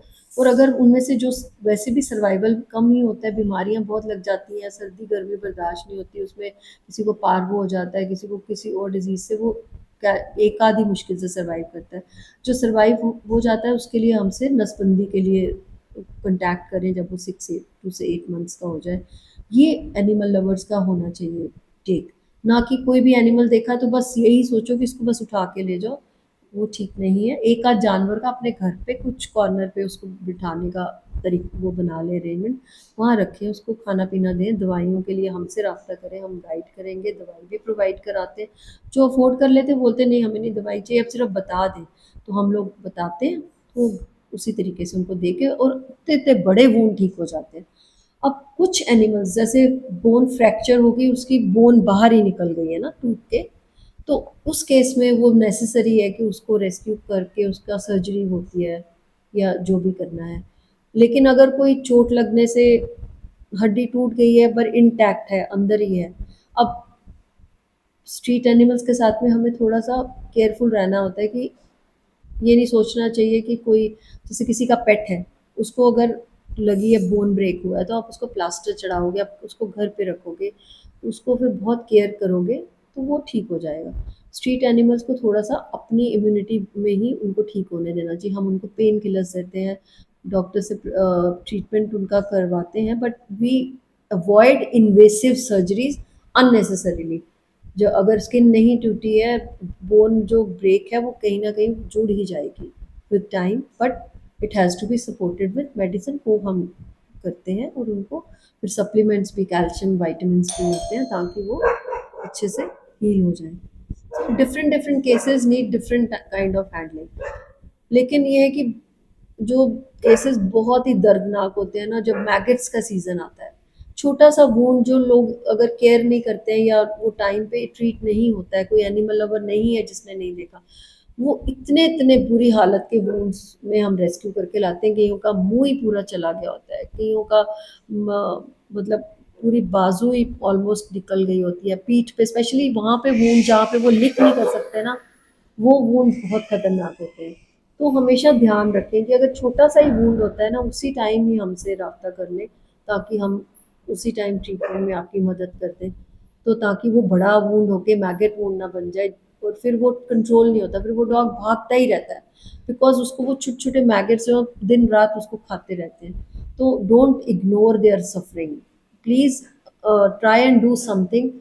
जो भी आप कर सकते हो, किसी से पूछ सकते हो, बता सकते हो, डू समथिंग, लेकिन चुप ना रहे और इग्नोर करके ना चले जाए। और एक चीज़ और, कुछ लोग क्या करते हैं कि अगर कहीं से निकल रहे हैं, उन्होंने देखा कि एक्सीडेंट हुआ है एक एनिमल का। अब अगर एक घोड़े का या गाय का एक्सीडेंट हुआ है तो वो तो बेचारा उठ नहीं सकेगा ना, वो वहीं रहेगा। तो आप अपना पार्ट भी करें, फ़ोन करें ज़रूर किसी एनजीओ को या कॉरपोरेशन को कि गाड़ी से उनको उठवाने के लिए। लेकिन आप उस टाइम पास में हैं तो फटाफट कोई उनके लिए फर्स्ट एड ऑर्गेनाइज करें। दवाइयों की कोई दुकान पास से बीटाडिन लाएं उसके लिए। आसपास के एनिमल हस्बेंड्री के कोई हॉस्पिटल्स के नंबर पूछें, 1962 एनिमल हस्बेंड्री की हेल्पलाइन है, उस पर कॉल करें, उनसे अपना लोकेशन बताएं। लेकिन लोग क्या करेंगे, देखेंगे एक्सीडेंट हुआ है, खुद गाड़ी में चले चले चले चलते जाएंगे, ना तो वहाँ की लोकेशन प्रॉपर पिन करेंगे, ना वहाँ से लोकल किसी का फ़ोन नंबर लेंगे। सपोज अगर कठुआ या सांबा के रास्ते में एक एक्सीडेंट हाईवे पे हुआ है, आप वहां से निकल रहे हो, आपने चलते चलते उसको देखा और हमें कॉल कर दिया, ना हमें उस जगह से 2 मिनट रुक के लोकेशन करंट सेंड की, ना वहां पर लोग या दुकानदार या कोई रेडी या किसी का भी फ़ोन नंबर हमें दिया, तो हम इतनी दूर रेस्क्यू के लिए गाड़ी कैसे भेज सकते हैं जम्मू से, 1 घंटा 2 घंटे के उस पर, जबकि एनिमल क्या पता सर्वाइव ही ना किया हो, या वो एनिमल किसी ओनर का था उठा के ले जाते हैं। हमने ये सब सिचुएशन फेस की है। ये एनिमल की डेथ हो चुकी होती है, वो बोलते हैं ये तो ऑन स्पॉट ही मर गया था। अब यहाँ से गाड़ी जो कोई आसपास का कोई रेस्क्यू होने वाला था अर्जेंट, वो जल्दी रेस्क्यू करके बचा लेते, तो इस केस में दोनों ही एनिमल्स मर गए। जो इतनी दूर गाड़ी गई वो पहले से ही मर चुका था, वहाँ गाड़ी जाने का पर्पस नहीं था। तो जो पास वाला था उसको भी लेट हो गया, क्योंकि we are all working on very limited resources. हमारे पास कोई एंडलेस गाड़ियाँ नहीं है, हमारे पास कोई इतना पेट्रोल के एक्सपेंसेस बेयर करना, हमने सब अपने से मैनेज करना होता है।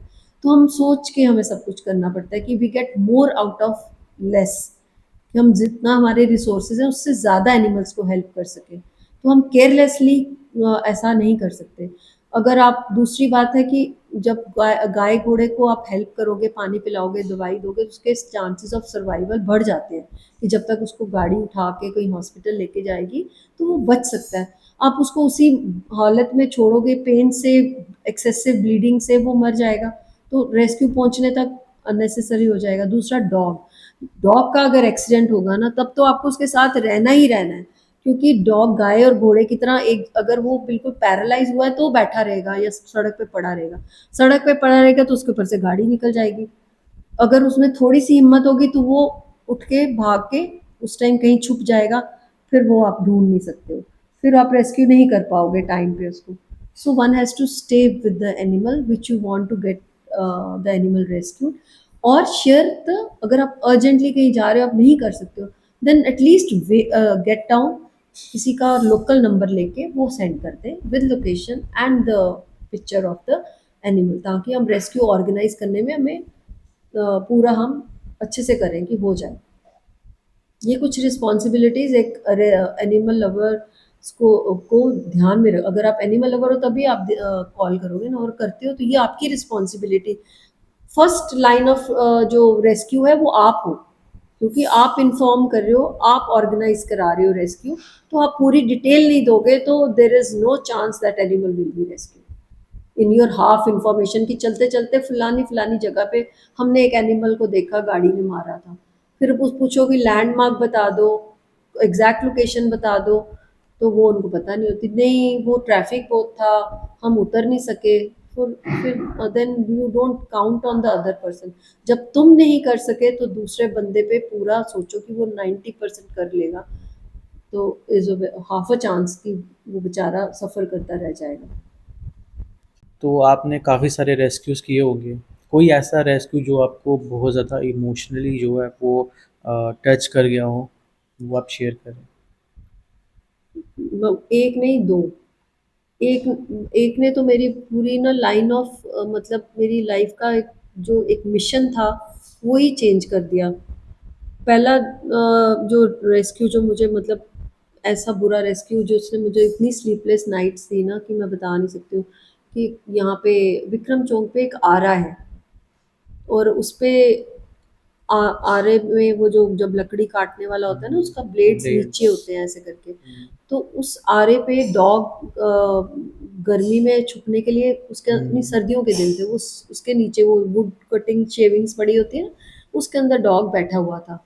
और आरे वाला आया और उसने फट से मशीन ऑन कर दी। उस डॉग का समझ लो पूरा एक हाफ हिस्सा कट के दो हिस्से हो गया, और डॉग चीखता चिल्लाता वहां से भाग गया। और उसने पूरा दिन इन्फॉर्म भी किसी को नहीं किया कि भाई ऐसा ऐसा मेरे साथ हो गया है, मेरे से गलती से आरे से वो डॉग कट गया केयरलेसनेस से। एंड ही वेंट अपना काम करता रहा। शाम को जब फिर से वो मतलब वो डॉग यहाँ वहाँ मतलब सोचो कि वो कितना दर्द बर्दाश्त किया होगा। सुबह के टाइम से उसके साथ ये हुआ था, वो तड़पता हुआ, उसका आधा मुंह लटका हुआ, आधी ऐसे करके सोचो गर्दन से लटका हुआ, तो वो इधर उधर भाग रहा था। फिर किसी की नज़र पड़ी, फिर उन्होंने ब्लड ब्लड देखा, तो फिर उन्होंने कॉल किया, तब शाम को जाके कहीं वो लेट रेस्क्यू हुआ। और उसके बाद में गाड़ी को शाम को कोई हॉस्पिटल भी नहीं खुले होते, तो उसको फिर पहले एक क्लिनिक पे लेके गए। उन्होंने बोला कि इसका अभी सर्जरी भी नहीं हो सकती, उसी टाइम अगर आया होता तो अब इन्फेक्शन सेट इन हो गई है, तो अब सर्जरी पॉसिबल नहीं है। सूचर्स लग जाते हैं ना इमिडिएटली, अगर आपकी कोई स्किन कट जाती है, दो हिस्से हो जाती है, तो जल्दी से जल्दी उसको सूचर करने होते हैं। अगर थोड़ा टाइम भी हो जाता है, अंदर से इन्फेक्टेड हो जाते हैं टिश्यूज, तो फिर उसको आप बंद नहीं कर सकते। Ultimately we could not save that dog. उसका अफसोस मुझे हमेशा ही रहेगा। वो पहला ऐसा वाला हॉरिबल वो केस था। तो अब दोबारा आई होप कभी भी ऐसा केस मुझे ना देखना पड़े, लेकिन अगर होगा तो now I am more clear कि व्हाट शुड बी डन। लेकिन उस टाइम इतना पैनिक था और इतना हॉरिबल था कि उसको देख के मतलब जो भी देखता था वो देख नहीं सकता था। और उसकी हालत और वो डॉग कैसे वो रो रहा था, कैसे वो चिल्ला रहा था। मैंने कभी भी डॉग्स में ना बहुत सहन शक्ति होती है, वो इतनी पेन में भी अपने आप को छुपवा के अपने वूंड्स को लिक करता है, वो इतना ज़्यादा शोर नहीं मचाता है। लेकिन that was really heart rending. और दूसरा जो रेस्क्यू, मैंने इससे पहले मैं खाली डॉग्स कैट्स और स्मॉल एनिमल्स की रेस्क्यू में इन्वॉल्व थी, इन्हीं के लिए खाना पीना दवाई ये सब करती थी। लेकिन एक बार मैंने गाड़ी पकड़ी इसकी बोवीन स्मगलिंग की, और उसमें जब मैंने केटल्स को खुलवाया, तो आप मानोगे नहीं कि नोज से जो बुल्स और काउस थी उनको ऐसे लटका रखा था। ऊपर उन्होंने सब्जियां डाली हुई थी, नीचे उन्होंने उनको बंद किया हुआ था एक के ऊपर एक लाद के। गाय तड़प रही थी क्योंकि एनेस्थीसिया डाल के उन्होंने उनको ऐसे पैक करके लाया होता है कि वो बेहोश बेहोश उनको पहुंचा दे। और टांगा इसलिए होता है कि अगर उठ जाए तो एक दूसरे के ऊपर जो शोर ना मचाए या भाग ना सके। तो होश आ गया हुआ था उनको, वैली जा रही थी लेकर, शायद कहीं पंजाब से आ रहे थे, कहाँ से आ रहे थे। And they were in such a horrible condition, इतनी वो कईयों के तो नाक कट गए थे वो जब स्ट्रगल कर रहे होंगे। सोचो कि आपके नॉस्ट्रल्स में कोई वो रस्सियां डाल के ऊपर टांग दे। उस दिन के बाद में मतलब मुझे लगा कि ये तो कितना एब्यूसिव और कितना हॉरिबल ट्रेड है। कोई भी इंसान जो इस तरीके से इलीगल बोविन स्मगलिंग करता है वो इंसान नहीं, वो तो एक तरह से मॉन्स्टर्स हैं। बहुत एनिमल स्लॉटर होते हैं, लोग उनको रोक नहीं हम पाते हैं क्योंकि बकरे गाय ये जो मुर्गे लोग रोज खाते हैं। इनके भी रूल्स हैं, आप कहीं भी पकड़ के कहीं भी उनको कैसे भी नहीं काट सकते। Slaughter house prevention of cruelty to animals, slaughter house rules हैं। सुप्रीम कोर्ट के इतने सारी डायरेक्शंस और गाइडलाइंस है, उसको फॉलो करना होता है। बट ये दिस इज समथिंग एल्स कि आप एक एनिमल को, चाहे ये हमारे डेयरीज का जो ही रिफ्यूज है, जब गाय सूख गई उनको सड़क पे फेंक दिया। हिंदू सोचते हैं कि हमने काटने के लिए नहीं बेचा, लेकिन वो तो अल्टीमेटली उठाए ही जाएंगे, सड़क से उठा के चोरी करके उन्होंने गाड़ियों में भरना है और उनको स्लॉटर के लिए लेके जाना है। लेकिन इस तरीके से अगर तुम्हें इसको इनको ट्रांसपोर्ट करना है, ट्रांसपोर्ट ऑफ एनिमल रूल्स की गाइडलाइंस है कि एक गाड़ी में आप कितने एनिमल्स को, कितने स्क्वायर फीट एरिया एक एनिमल को मिलना चाहिए, उनको रास्ते में फीडिंग करानी है आपको, उनको खाना देना है, पानी देना है, उतनी लेग स्पेस होनी चाहिए, इतने टाइम के बाद, इतने घंटों के बाद उनको रेस्ट होना चाहिए। ये सब चीज़ें तो मैटर ही नहीं करती है ना। उस तरीके से ट्रांसपोर्ट करेंगे तो इनको पैसे नहीं बचेंगे ना, इनको पैसे ज़्यादा कमाने हैं। इनको जिस गाड़ी में 20 गायें जाएंगी या 10 गायें जाएंगी या 5 ही जाएंगी, जिस गाड़ी में 5 जानी चाहिए उसमें इन्होंने 20 भरनी है, जिसमें 20 जानी चाहिए उसमें 50 भरनी है, जिसमें 50 जाती होंगी उसमें 200 भरेंगे। और कभी कभी डबल डेकर में इन्होंने एनिमल्स भरे होते हैं। तो आप खुद सोचें कि ये एक, this is another level of cruelty. फिर उस टाइम से मैंने इनके लिए काम करना शुरू किया। तो हमने देखा कि कोई कैटल पाउंड्स नहीं है, कोई गौशाला ही नहीं है। हाई कोर्ट से हमने कुछ लैंड्स अलॉट कराए, कॉर्पोरेट जम्मू म्यूनसिपल कॉरपोरेशन को हमने 97 कनाल लैंड हाई कोर्ट की डायरेक्शन से अलॉट कराया, जिसपे एक सस्टेनेबल कैटल पाउंड बनाया।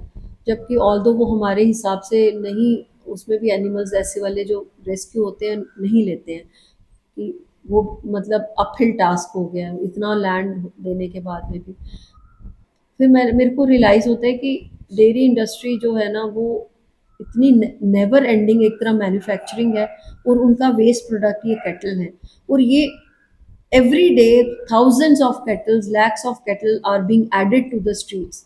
तो उसके लिए तो गवर्नमेंट फंडेड गौशालाएं और कैटल पाउंड्स होने चाहिए, जिसमें अगर एनिमल्स सड़क पे आते हैं तो उनको वहाँ पे रिहैबिलिटेट किया जाए, ताकि उनको उठा के ये वाली इंडस्ट्री में रिसाइकल करके नहीं बेचा जाए।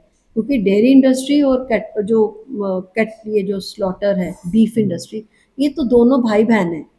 एक छोड़ता है तो दूसरा काटता है। फिर वो नया एनिमल लाते हैं, पहले उसको दूध निकाल के उसको आधा मार देते हैं, फिर आधा वो कटने के लिए, और फिर काटने के प्रोसीजर में जहाँ तक वो जाता है, वो तो अनइमेजिनेबल अब्यूज है।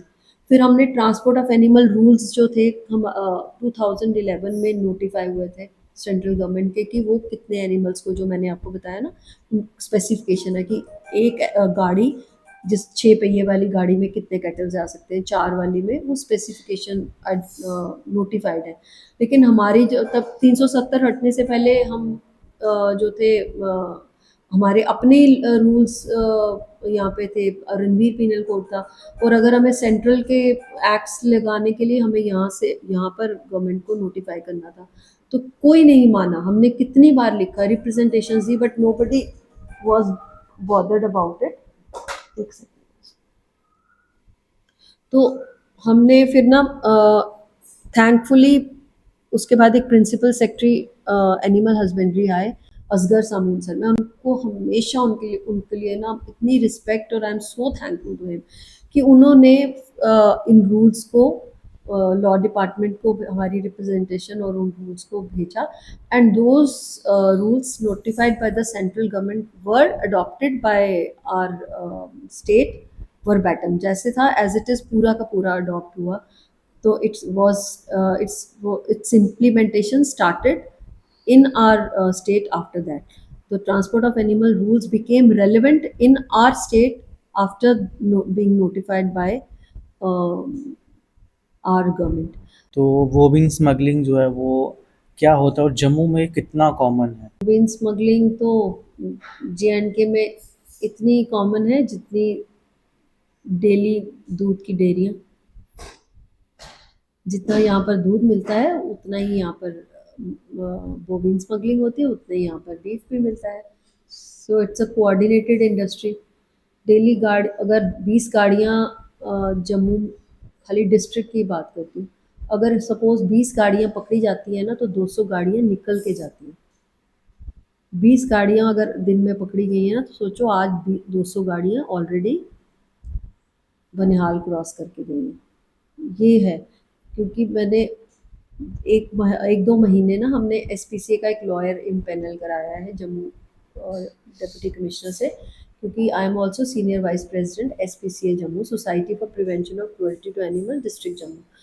हमने ये जो केस प्रॉपर्टी एनिमल्स जो पकड़े जाते हैं उनके खाना, एक कैंटल के एक डेली खाने पीने का रेट्स नोटिफाई कराए थे डिस्ट्रिक्ट एडमिनिस्ट्रेशन से, जो एज पर रूल्स होने चाहिए। एनिमल वेलफेयर बोर्ड की गाइडलाइंस भी हैं और सुप्रीम कोर्ट के ऑर्डर्स भी हैं। तो और तो कहीं नहीं हुए, लेकिन यहाँ के थैंकफुली डिप्टी कमिश्नर बहुत अच्छे आते आए हैं एक दो, तो उन्होंने ये जो उसमें ऐसा था, एज ए फॉर एग्जांपल जैसे एक गाय को एक दिन का खाने के चार्जेस 265 रुपीज़ अब्यूज़र को देने पड़ेंगे। अगर मैंने आज 10 गाय किसी गौशाला को दी हैं, तो एक महीने तक उसने अगर वहाँ रखनी, या 15 दिन या 10 दिन का, तो पर डे पर कैटल 265 जो है, वो जो कैटल का जो अब्यूज़र जो लेके जा रहा था स्लॉटिंग के लिए, उसको जमा कराने हैं। चाहे वो कोर्ट में जमा कराए, चाहे वो गौशाला में जमा कराए, तब उसकी गाड़ी छूटेगी। तो it amounts to a big amount. और दूसरा, हमने एक लॉयर इम्पैनल कराया, ताकि वो इन केसेस को, जब वो केस कोर्ट में आता है, जब वो एप्लीकेशन फाइल करते हैं, तो एसपीसीए का लॉयर इंटरवीन करके उसको लिए फाइट करे कैटल के लिए, कि कैटल ना छूटे, ताकि वो दोबारा कटने के लिए ना जाए। तो एक महीना 2 महीने हमने बहुत अच्छे से हम कोशिश, ऑल दो सब एफआईआर हमें नहीं बताते थे एसएचओस, लेकिन कुछ अच्छे जो चाहते थे कि हम इनको बचाएं, वो हमारे साथ फटाफट एफआईआर शेयर करते थे। एप्लीकेशन रिलीज की आती थी, शेयर करते थे।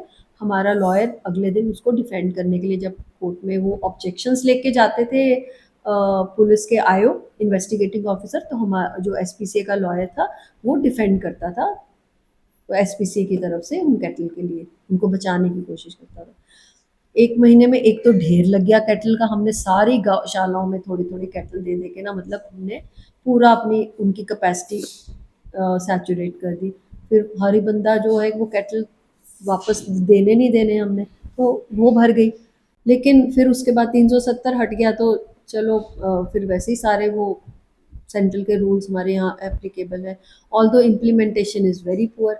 उसमें भी पुलिस वाले हाथ खड़े कर देते हैं, उनको बोलते हैं कि हम कहाँ रखें जो कैटल्स, क्योंकि केस प्रॉपर्टी एनिमल रूल्स बोलता है कि जो कैटल हम रेस्क्यू करते हैं, गाड़ी जब रिलीज होती है अब्यूज़र को वापस, वो तो देनी होती है, उन्होंने चालान करते हैं, वो फाइन भरते हैं और गाड़ी छुड़ा लेते हैं। लेकिन कैटल नहीं वापस दिए जा सकते, क्योंकि कैटल अगर आपने अब्यूज़र को पेंडिंग लिटिगेशन वापस कर दिए, तो वो पलट के कहाँ आएगा, और कैटल तो तब तक मार के खा भी गया होगा। तो वो किसी गौशाला को, या किसी एसपीसीए को, या किसी कैटल पाउंड को, गवर्नमेंट रन कैटल पाउंड को आप दे सकते हैं, ये लॉ कहता है। लेकिन कैटल पाउंड्स है नहीं है। वो एक जम्मू में तो चलो फिर है थोड़ी बहुत जगह, बाकी तो डिस्ट्रिक्ट्स में तो कुछ भी नहीं है, कैटल पाउंड्स नहीं है। गौशालाएं जो लोग अपनी प्राइवेट रन करते हैं, वो उनके पास वैसे ही रिसोर्सेज की इतनी कमी है, जगह की इतनी कमी है, खाना देना, ये सब चीज़ें भी एक मैटर करती हैं। तो इन पुलिस वाले बोलते हैं कि हम पुलिस स्टेशन में इनको कितने दिन रख के खाना खिलाएंगे, वो भी अपनी जान छुड़ाते हैं कि चलो कोर्ट अब्यूज़र को ही दे दे कैटल वापस गाड़ी के साथ में, थोड़ा बहुत फाइन इधर उधर, हाथ इट एक्सचेंजेस हैंड, और बस मामला खत्म।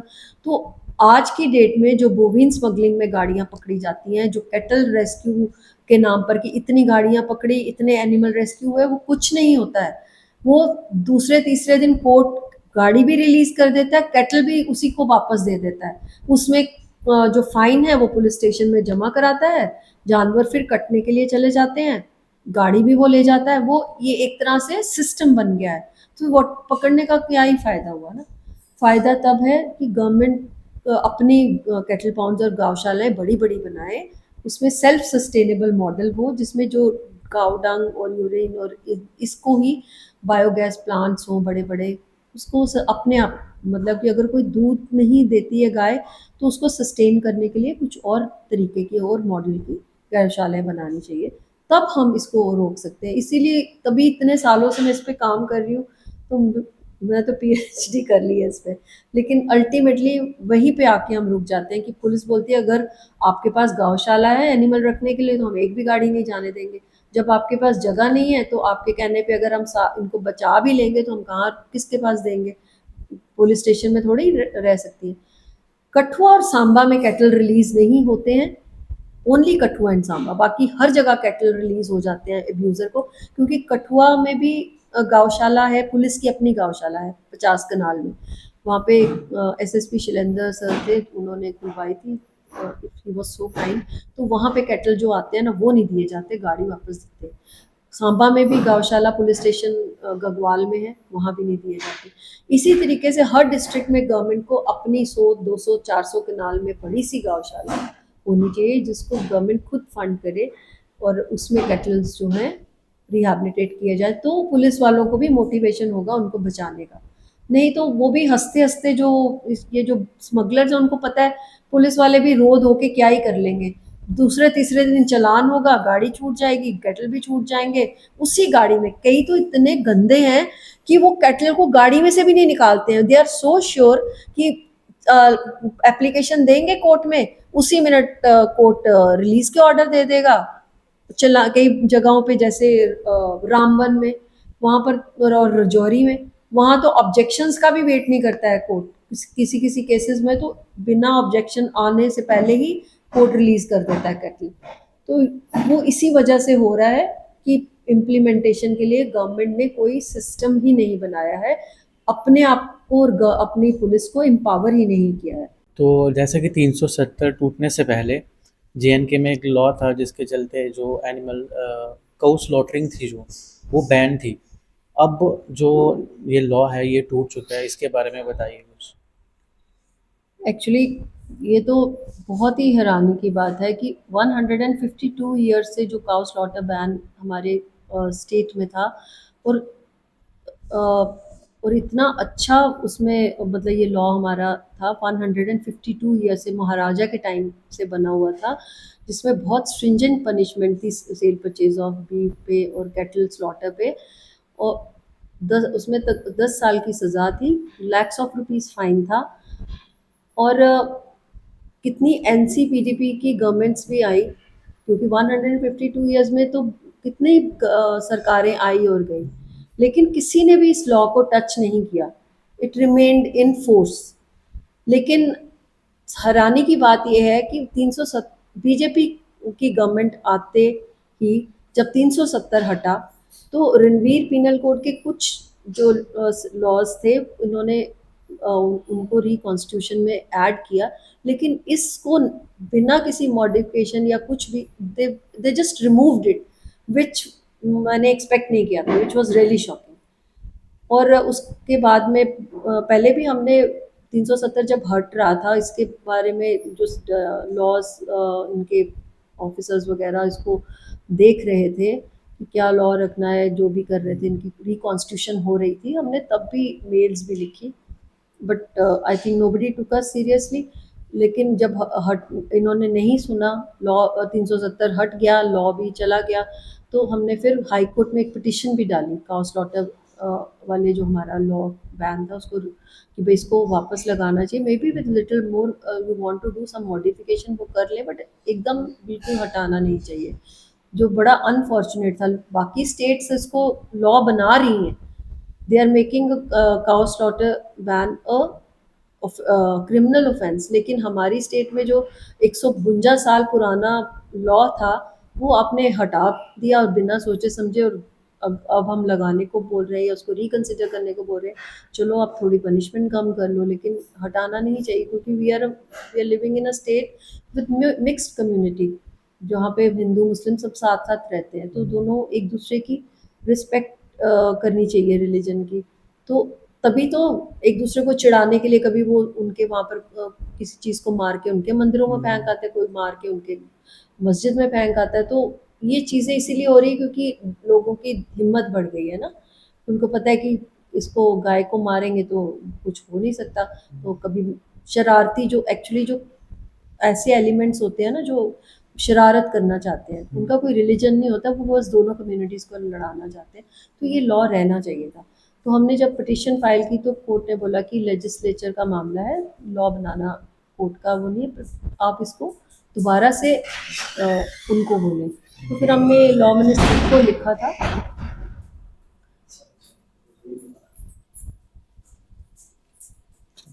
हमने जब उस कोर्ट के ऑर्डर को अटैच करके then we wrote the letter to the home ministry and the law department.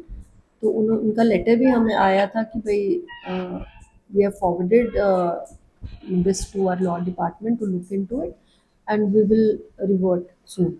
और उस साल उसके बाद बीजेपी की सरकार 2 बार और बन गई है, लेकिन this law is still not in force, neither in totality nor in any other modified way. So this is really very unfortunate. मैं देखती रहती हूँ कुछ लोग प्रेस कॉन्फ्रेंस करते रहते हैं, लोग इनके लिए गाड़ियाँ पकड़ते भी हैं, छोटे छोटे या स्पेशली कुछ ग्रुप्स हैं कठुआ सांबा में, वो बेचारे they are working really hard, कई बार असॉल्ट्स भी हो जाते हैं, उनकी मार पिटाई भी हो जाती है। तो इट्स रियली अनफॉर्चुनेट क्योंकि इसका कुछ सोल्यूशन ही नहीं है। 4 गाड़ियाँ पकड़ ली, 40 छोड़ दी, फिर कैटल पकड़ के वापस छोड़ दिए, तो this is a vicious circle. ना तो पुलिस के पास इतनी मैन पावर है कि वो सब गाड़ियों को पकड़ सके, और उनको डर ही नहीं है ना मूविंग स्मगलर्स को, उनको डर किस चीज़ का होगा अगर गाड़ी पकड़ने के बाद छूटे ना। कैटल तो वैसे ही चोरी किए हैं, मुफ्त आए हैं, कुछ चोरी के आए हैं, कुछ पीनट से खरीदे हैं। एक एक गाड़ी उनको 50-50 लाख रुपया कमा कर देकर जाती है, एक गाड़ी में ढेर सारे जानवर ले जाते हैं, इतना पैसा कमा लेते हैं। गाड़ी ना छूटे बिल्कुल, जो उनकी लाखों रुपए की गाड़ी जो है पकड़ी जाए तो ना छूटे, तो वो बहुत बड़ा डेटरेंट होगा। लेकिन वो भी छूटती है क्योंकि लॉ है कि गाड़ी तो छूटनी ही है, और कैटल नहीं छूटते हैं, doesn't make a difference to them. अब केटल भी छूट जाते हैं, गाड़ी भी छूट जाती है, तो उनको क्या फ़र्क पड़ रहा है? वो उन्होंने थोड़े से पैसे कोर्ट में अपने लॉयर को देना है, उन्होंने लॉयर परमानेंट रखे हुए हैं, वही सेम 2-3 लॉयर हैं जो हर कोर्ट में हैं, जो इनके बोविन स्मगलिंग की एप्लीकेशन डालते हैं। जैसी गाड़ी पकड़ी, फटाक से एप्लीकेशन फाइल हो जाती है, उसी अगले दिन वो वहाँ के उधर पुलिस थाने में आ जाती है, उन्होंने वो ऑब्जेक्शन फाइल कर देते हैं, तीसरे दिन गाड़ी भी रिलीज हो जाती है, कैटल भी रिलीज हो जाता है। सो दे डोंट लूज एनीथिंग। अगर उनको उसके बीच में 10-20 हज़ार देना पड़ता है, कुछ किसी को खिला दिया थोड़ा उधर का, तो they are the winner, they will be earning lakhs of rupees. तो डेटरेंट तब होगा कैटल जो है वो रिलीज ना हो, वो किसी गौशाला या कैटल पाउंड में जाके रखे जाए, गाड़ियां उनकी रिलीज ना हो, और अगर गाड़ी रिलीज करनी भी है तो एटलीस्ट जो हैबिचुअल एक से दूसरी बार जो गाड़ी पकड़ी जाती है उसके परमिट कैंसिल होने चाहिए परमानेंट, उनकी रजिस्ट्रेशन कैंसिल होनी चाहिए, दोबारा परमिट लेने के लिए भी उसको लाखों रुपए लग जाएंगे। तो कुछ तो सिस्टम होना चाहिए ना सरकार का। फिर पुलिस क्यों अपना टाइम भी ज़ाया कर रही है पकड़ने का और फिर छोड़ने का, ऐसे एक बनाया हुआ है, और लोग खुश हो जाते हैं पढ़ के, अरे आज इन्होंने 200 कैटल पकड़े थे ब्राह्मण में, 10 गाड़ियां पकड़ी हैं वहाँ पे बनिहाल में, 15 पकड़ी हैं उस जगह पे। तो वो तो मुझे पता है ना, और हम जैसे लोग जो इसके साथ में डायरेक्टली इन्वॉल्व हुए हैं, मुझे पता है कि there is nothing to be proud and happy about. Police ने पकड़ी है, कल छूट जाएंगी, गाड़ी वाला तो कुछ पैसे देगा, निकल लेगा। अब्यूज कैटल जैसे नाक से लटका के भेजे जा रहे थे बुरी तरीके से, वो वैसे ही कल दोबारा जाएंगे। और कुछ और कैटल, मेरे पास फोटोज भी हैं जिसमें गाड़ियों में से कैटल अनलोड भी नहीं किए गए थे, जैसे वो बंधे हुए थे वैसे ही रहे, रिलीज हुए, उसी गाड़ी को चला के ले गए। अब एक सिस्टम तो गवर्नमेंट बड़े आराम से पुलिस भी कर सकती है। अब एक गाड़ी जिसमें 2 गाड़ियों का लोड है कैटल का, एनिमल अब्यूज है ना, उसके पास में परमिशन नहीं है गाड़ी की, तो अगर गाड़ी और जानवर आपको समझ लो छोड़ने ही पड़ गए, तो ये कौन रोक रहा है तुम्हें कि उनको बोलो कि फ्रेश परमिशन बना के लाएं। अगर उसमें 4 की जगह है तो 4 ही जानवर जाएंगे, बाकियों के लिए तुम 4 गाड़ियां और लाओ, तो भी तो कुछ उनको नुकसान होगा ना। अगर उनके पास 20 कैटल हैं, एक गाड़ी में 5 जा सकते हैं, 20 कैटल के लिए उनको 3 गाड़ियां और लानी पड़ेंगी ना, वो उनके ऊपर एडिशनल बर्डन होगा। तो कुछ सिस्टम तो क्रिएट होगा ना। पुलिस ये कैसे सोच लेती है कि आज जिस अब्यूज के लिए हमने गाड़ी पकड़ी है कि ये violation of transport of animal rules है, कि इसमें 5 ही गाड़ियां गाय आ सकती थी, इसने 20 रखी थी, तो ये एनिमल अब्यूज था, पीसी एक्ट था, दूसरा इसके पास डीसी की परमिशन नहीं थी और violation of transport animal rules था, लेकिन कोर्ट ने गाय और गाड़ी छोड़ दी है, इसलिए इसी गाड़ी में भी दोबारा से तुम 20 भर के भेज देते हो। ये मतलब कॉमन सेंस की बात है कि कुछ तो उनको पनिश करो यार। गाय तो मरने जा ही रही है, उसको तो मरना ही है, वो काटने के लिए जा रही थी, कटने के लिए ही जाएगी। कोर्ट भी नहीं रख सकता, तुम भी नहीं रख सकते, तुम्हारे पास जगह नहीं है।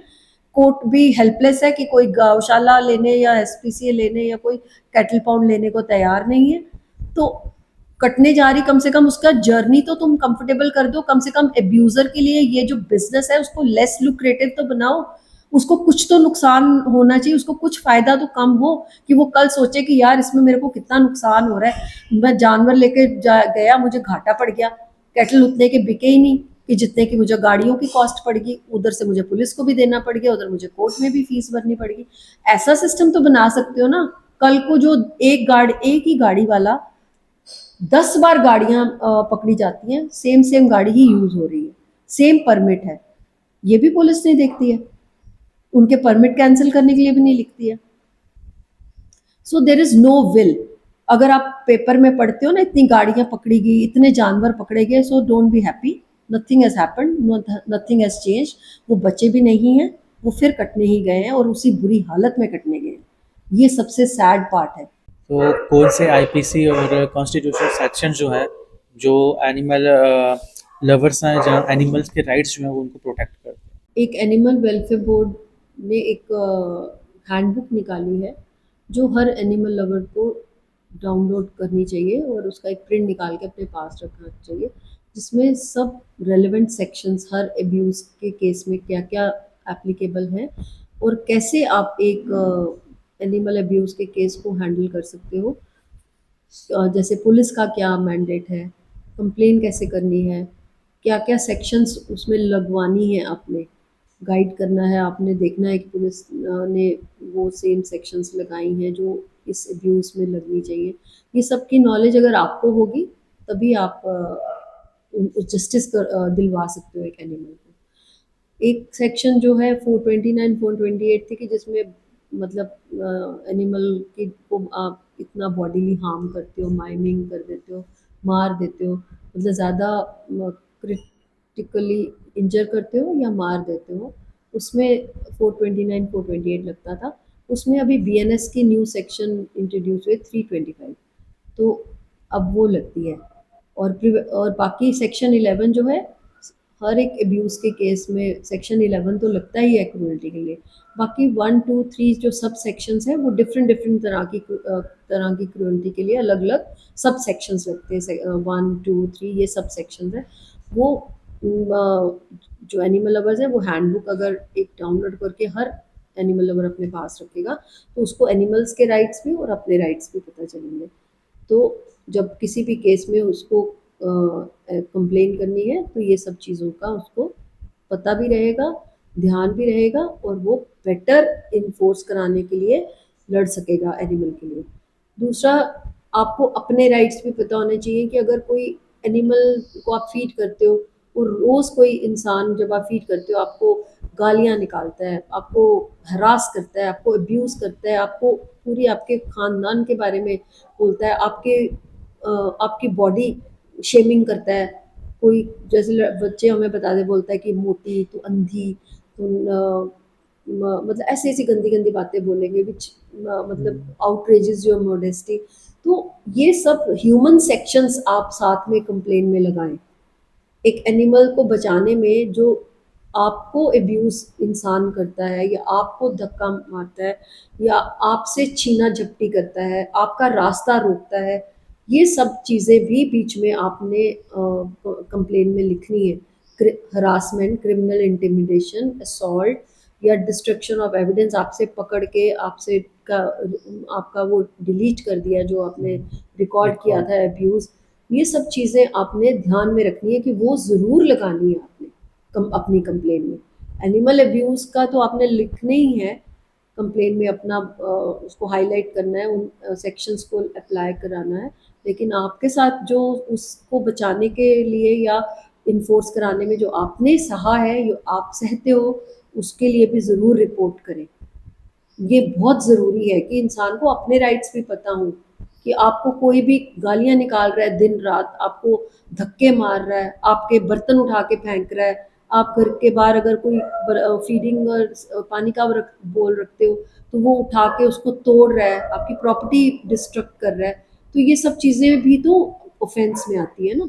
आपकी गाड़ी रोक लेता है जब आप खाना डालने जा रहे हो, तो वो किसी का रास्ता रोकना इज अ कॉग्निजेबल ऑफेंस। आप किसी को मतलब रिस्ट्रेन नहीं कर सकते हो। ये सब चीज़ें जो है वो आपको भी अपने अपने डिफेंस के लिए भी सीखनी है और नॉलेज होनी चाहिए, और आपको एनिमल को भी प्रोटेक्ट करना है तो आपको उसकी भी वास्ट नॉलेज होनी चाहिए। क्योंकि मैंने over a period of time इनके लिए जब मतलब लड़ते हुए एनिमल अब्यूज़ के लिए मैंने रियलाइज़ किया कि I need to learn more about laws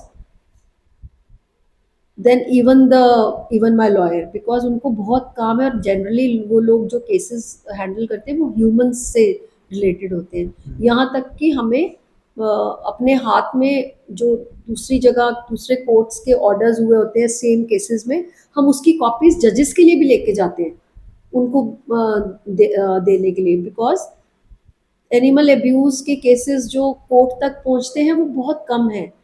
police भी उनको हैंडल करना नहीं चाहती, अगर उनको पता भी हो तो कुछ लोग जानते बूझते नहीं चाहते कि कोई स्ट्रॉन्ग केस बनाए, क्योंकि उनकी सिंपैथी हमेशा इंसानों के साथ ज़्यादा होती है कि अरे कुत्ता ही मारे, इस बेचारे को तो पता नहीं होगा ना कि कुत्ते को मारने से ऐसा हो जाएगा, चले इस बार छोड़ दे। अगर उसने किसी इंसान के बच्चे को मार दिया होता तब भी आप बोलते कि इस बार छोड़ दे, तेरे एक ही बच्चा मार रहा है, अगला बार मारेगा ना तेरा दूसरा बच्चा, तो तब तुम मेरे पास आना। ऐसा कोई पुलिस नहीं बोलेगी। आज इसने तुम्हारा एक बच्चा किडनैप करके किसी डॉग का आपके फीडिंग एरिया से बाहर फेंक दिया, बोरी में डाल के फेंक आया, नाले में फेंक आया, मार दिया, तुम बोलोगे चलो गलती हो गई ना, वो माफ़ी मांग रहा है, वो बोल रहा है कि मैं इसका मुझे पता नहीं था, तो इस बार इन्हें इनको माफ़ कर दो, हम ये लिखवा लेते हैं, अगली बार करेगा तो हम ऐसा फिर इसको पकड़ेंगे। तो ऐसा कहते हो आप जब कोई सेम चीज़ किसी इंसान के साथ होती है, तब आप कोई पुलिस वाला नहीं बोलेगा ना। सो नोइंगली या अननोइंगली पुलिस वाले भी आपको पूरी तरह मदद कर सके और करें। आपको लॉ खुद भी पढ़ना है, लर्न करना है, नॉलेज होनी चाहिए। इसलिए वो हैंडबुक जो एनिमल वेलफेयर बोर्ड ने निकाली है फॉर इन्फोर्समेंट एजेंसीज, वो पुलिस के थानों में भी आप देकर आए, बिकॉज वो उनको भी ज़रूरी है कि कई बार नॉलेज नहीं भी होती है, क्योंकि आप उनकी पूरी लाइफ निकल जाती है किसी किसी पुलिस वाले के थाने में, रिटायरमेंट पे आ जाता है तो पहला केस आता है किसी कुत्ते को या गाय को कत्ल करने का। तो वो फिर विल भी होनी चाहिए कि अगर उसको दया आती होगी, वो कंपैशनेट होगा तो वो जी जान लगाएगा। तो अगर उसको भी लगेगा कि वो वैसे ही पूरे ओवरबर्डनड होते हैं कि कौन करेगा, इससे अच्छा इनका पैचअप ही करा दो, समझा दो दोनों को कि मामला यही खत्म करो, तो वो ऐसा वाला। पर ऐसा नहीं, एनिमल लवर को नहीं मानना है, क्योंकि एनिमल अब्यूज के केस 100 में से 2 ही वहां तक पहुंचते हैं थाने तक। किसी में एविडेंस नहीं होगी, किसी में जो इन्फॉर्म करने वाला पीछे हट जाता है, चौथे में कुत्ता मरा हुआ मिलेगा लेकिन आपको पता नहीं चलेगा किसने मारा है ना। हर तो कोई 2 ऐसे केसेस होंगे जिसमें सारा कुछ होगा, एविडेंस भी होगी, आई विटनेस भी होगा, आप इन्फोर्स कराने की पोजीशन में भी हो, आपको कल्प्रिट का भी पता है, तो आपने पैचअप नहीं होना है, करने देना है, because you owe it to all the animals जिनको जस्टिस नहीं मिला क्योंकि वहाँ एविडेंस नहीं था, वहाँ किसी की विल नहीं थी, या कोई एनिमल एक्टिविस्ट वहाँ प्रेजेंट नहीं था उनके लिए फाइट करने के लिए। तो जहाँ 2 टाइम या 1 टाइम आपको मौका मिला है, you have to give your 100%। और वो आप 100% कब दोगे कि आप लॉ ऑफ इन्फोर्समेंट एजेंसीज का जो जो उनको पता होना चाहिए वो आपको भी पता होना चाहिए, and you should know law more than your lawyer and even the police, then you can expect some justice for your animals. तो जो एनिमल अब्यूज़र होता है, जहाँ किसी को मार देते हैं, कितने टाइम तक की उनको जो सज़ा है, जहाँ फ़ाइन है, वो उन पे लगता है? Although मोस्टली जो एनिमल अब्यूज के केसेस में जो नॉन कॉग्निजेबल ऑफेंसेस हैं उनमें कंपाउंड भी हो जाती है, पनिशमेंट्स उतनी ज़्यादा स्ट्रिंजेंट नहीं है। कॉग्निजेबल ऑफेंस जो मारने का है उसमें 3 साल की सज़ा भी है, 5 साल की भी है, और फाइन्स भी है।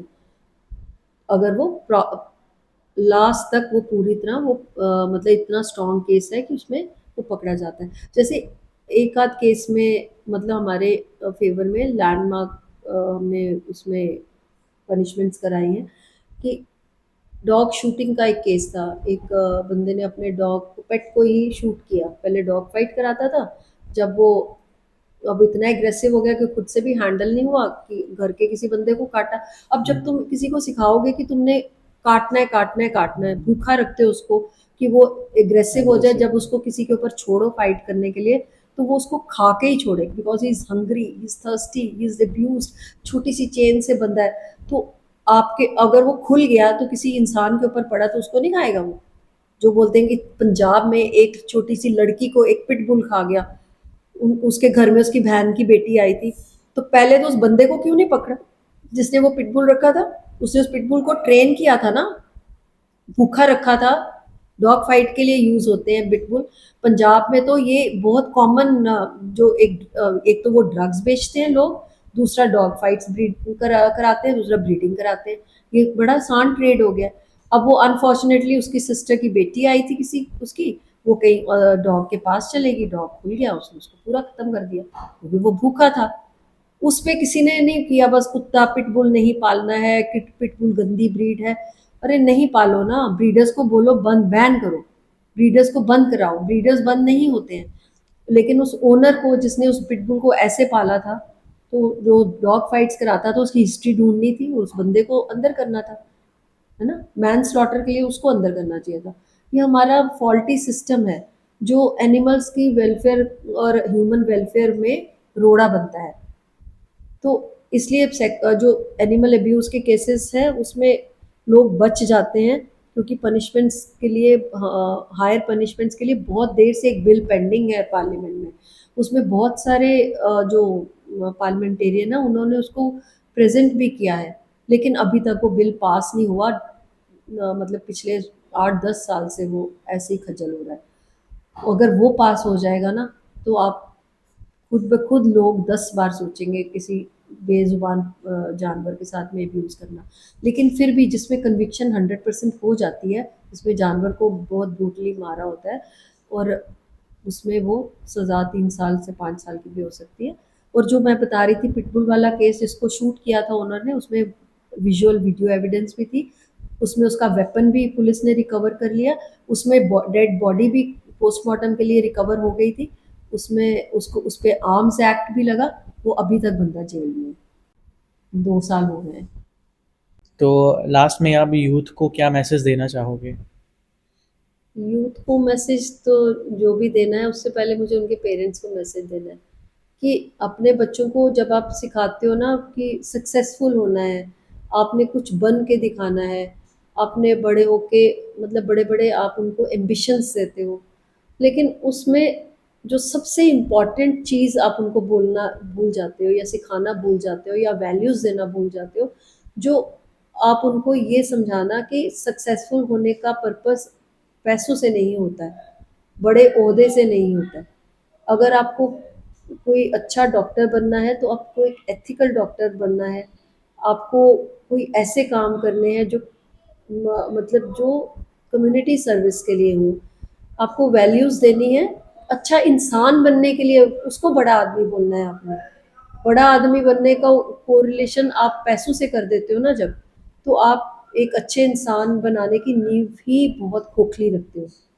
फिर वो बच्चा जो खाली मतलब कि पैसों को और ओहदे को और इसी चीज़ को बड़ा समझता है, अपना टारगेट बना के चलता है, उससे ना तो फेलियर्स बर्दाश्त होते हैं, ना वो अपने से किसी को एक्सेल होते, किसी की सक्सेस पे खुश होता है, ना वो कि अपने आसपास के लोगों या जानवरों को या बड़ों को अच्छी मतलब उन क्या बोलते हैं उनको हेल्प करने में अपनी कोई बड़ाई समझता है। वो अपने लिए कोई गर्व की बात नहीं समझता। उसको सिर्फ एक बुल्स आई दिया जाता है कि तुम तभी सक्सेसफुल और तुम्हारी तभी रिस्पेक्ट होगी अगर तुम कोई बड़ी सी जॉब करोगे या कोई बड़ा सा ओहदा लोगे जिसमें आपको बहुत सारे पैसे कमाओगे। तो ये वैल्यूज़ देने से अच्छा है हमारे यूथ को आपने ह्यूमैनिटी सिखानी है।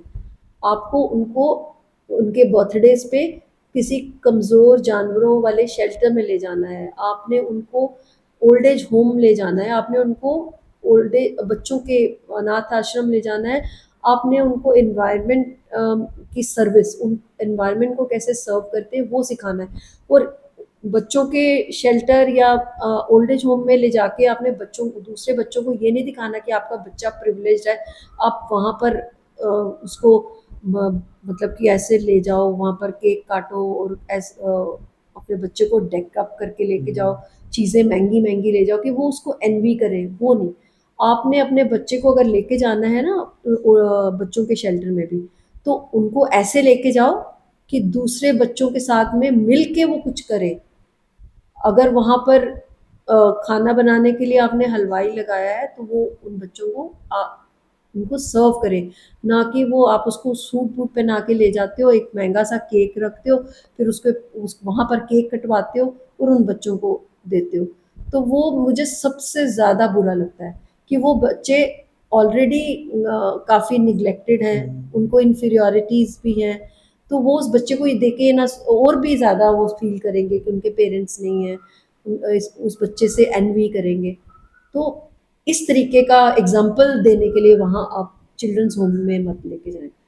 सो start from animal shelters, then take them to child homes, जिसमें वो बच्चे उन बच्चों के साथ में मिल के कोई एक्टिविटी ऐसी करे जिसमें उन बच्चों को खुशी हो और वो दे फील एज वन।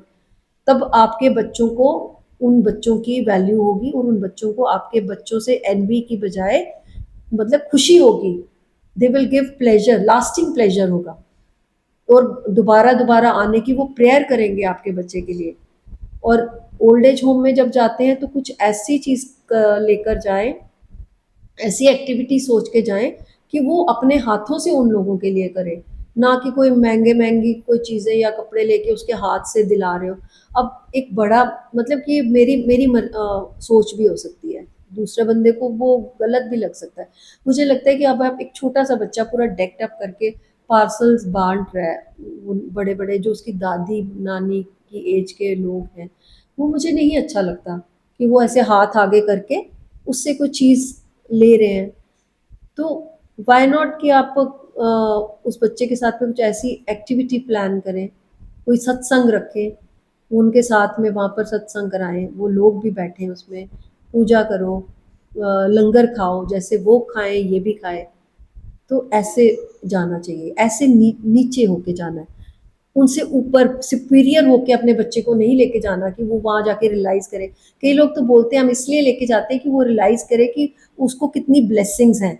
तो there are people who do not have anything, वो आपकी अपनी सोच है, लेकिन आप जहाँ जा रहे हो आप उनको अच्छा फील कराना चाहते हो ना साथ में।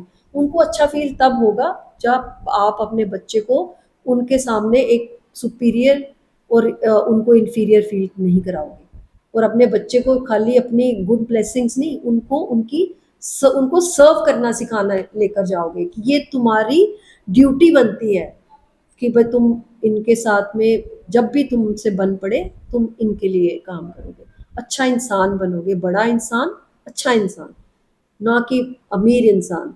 तो बस दुनिया और यूथ अपने आप ही अच्छा हो गया। घर से ही शुरू होती है ना, charity begins at home. You want good children, you want good मतलब जो बच्चे आपकी सेवा करें, तो पहले उनको सेवा करना सिखाओ, और वो सेवा सबसे नीचे तबके से शुरू होती है, जानवरों से, फिर उसके बाद बच्चे, बूढ़े, और फिर आप आते हो। आप तक तभी उनकी सेवा पहुंचेगी जब आपने उनको सही रास्ते से, सीधा आपने उधर से बच्चे को नीचे कुछ भी नहीं सिखाया, सीढ़ियां चढ़ के उस कंपैशन के पिनिका पर नहीं पहुंचे जहां पर आप हो या कल होगे। वो वहां तभी आएगा जब रास्ते में उसको आपको हर चीज से प्यार करना सिखाना है। तब आप सोचो कि आपके जब आप बूढ़े हो जाओगे तो वो आपको वैल्यू करेगा। So thank you for being with us on our show. तो इस पॉडकास्ट में फ़िलहाल इतना ही। अगर आपको ये पॉडकास्ट जो है वो इंटरेस्टिंग लगा हो तो प्लीज़ शेयर कीजिए, और अगर आपको किसी भी तरह के क्वेश्चंस हैं आप कमेंट सेक्शन में ज़रूर पूछ सकते हैं, और अगर आप हमें फ़ंड्स के थ्रू हेल्प करना चाहते हैं तो इस क्यूआर कोड को स्कैन करके आप हमें फ़ंड्स के थ्रू भी हेल्प कर सकते हैं। इस तरह के और पॉडकास्ट के लिए देखते रहिए जेके वैल्यू फीड पॉडकास्ट। नमस्कार।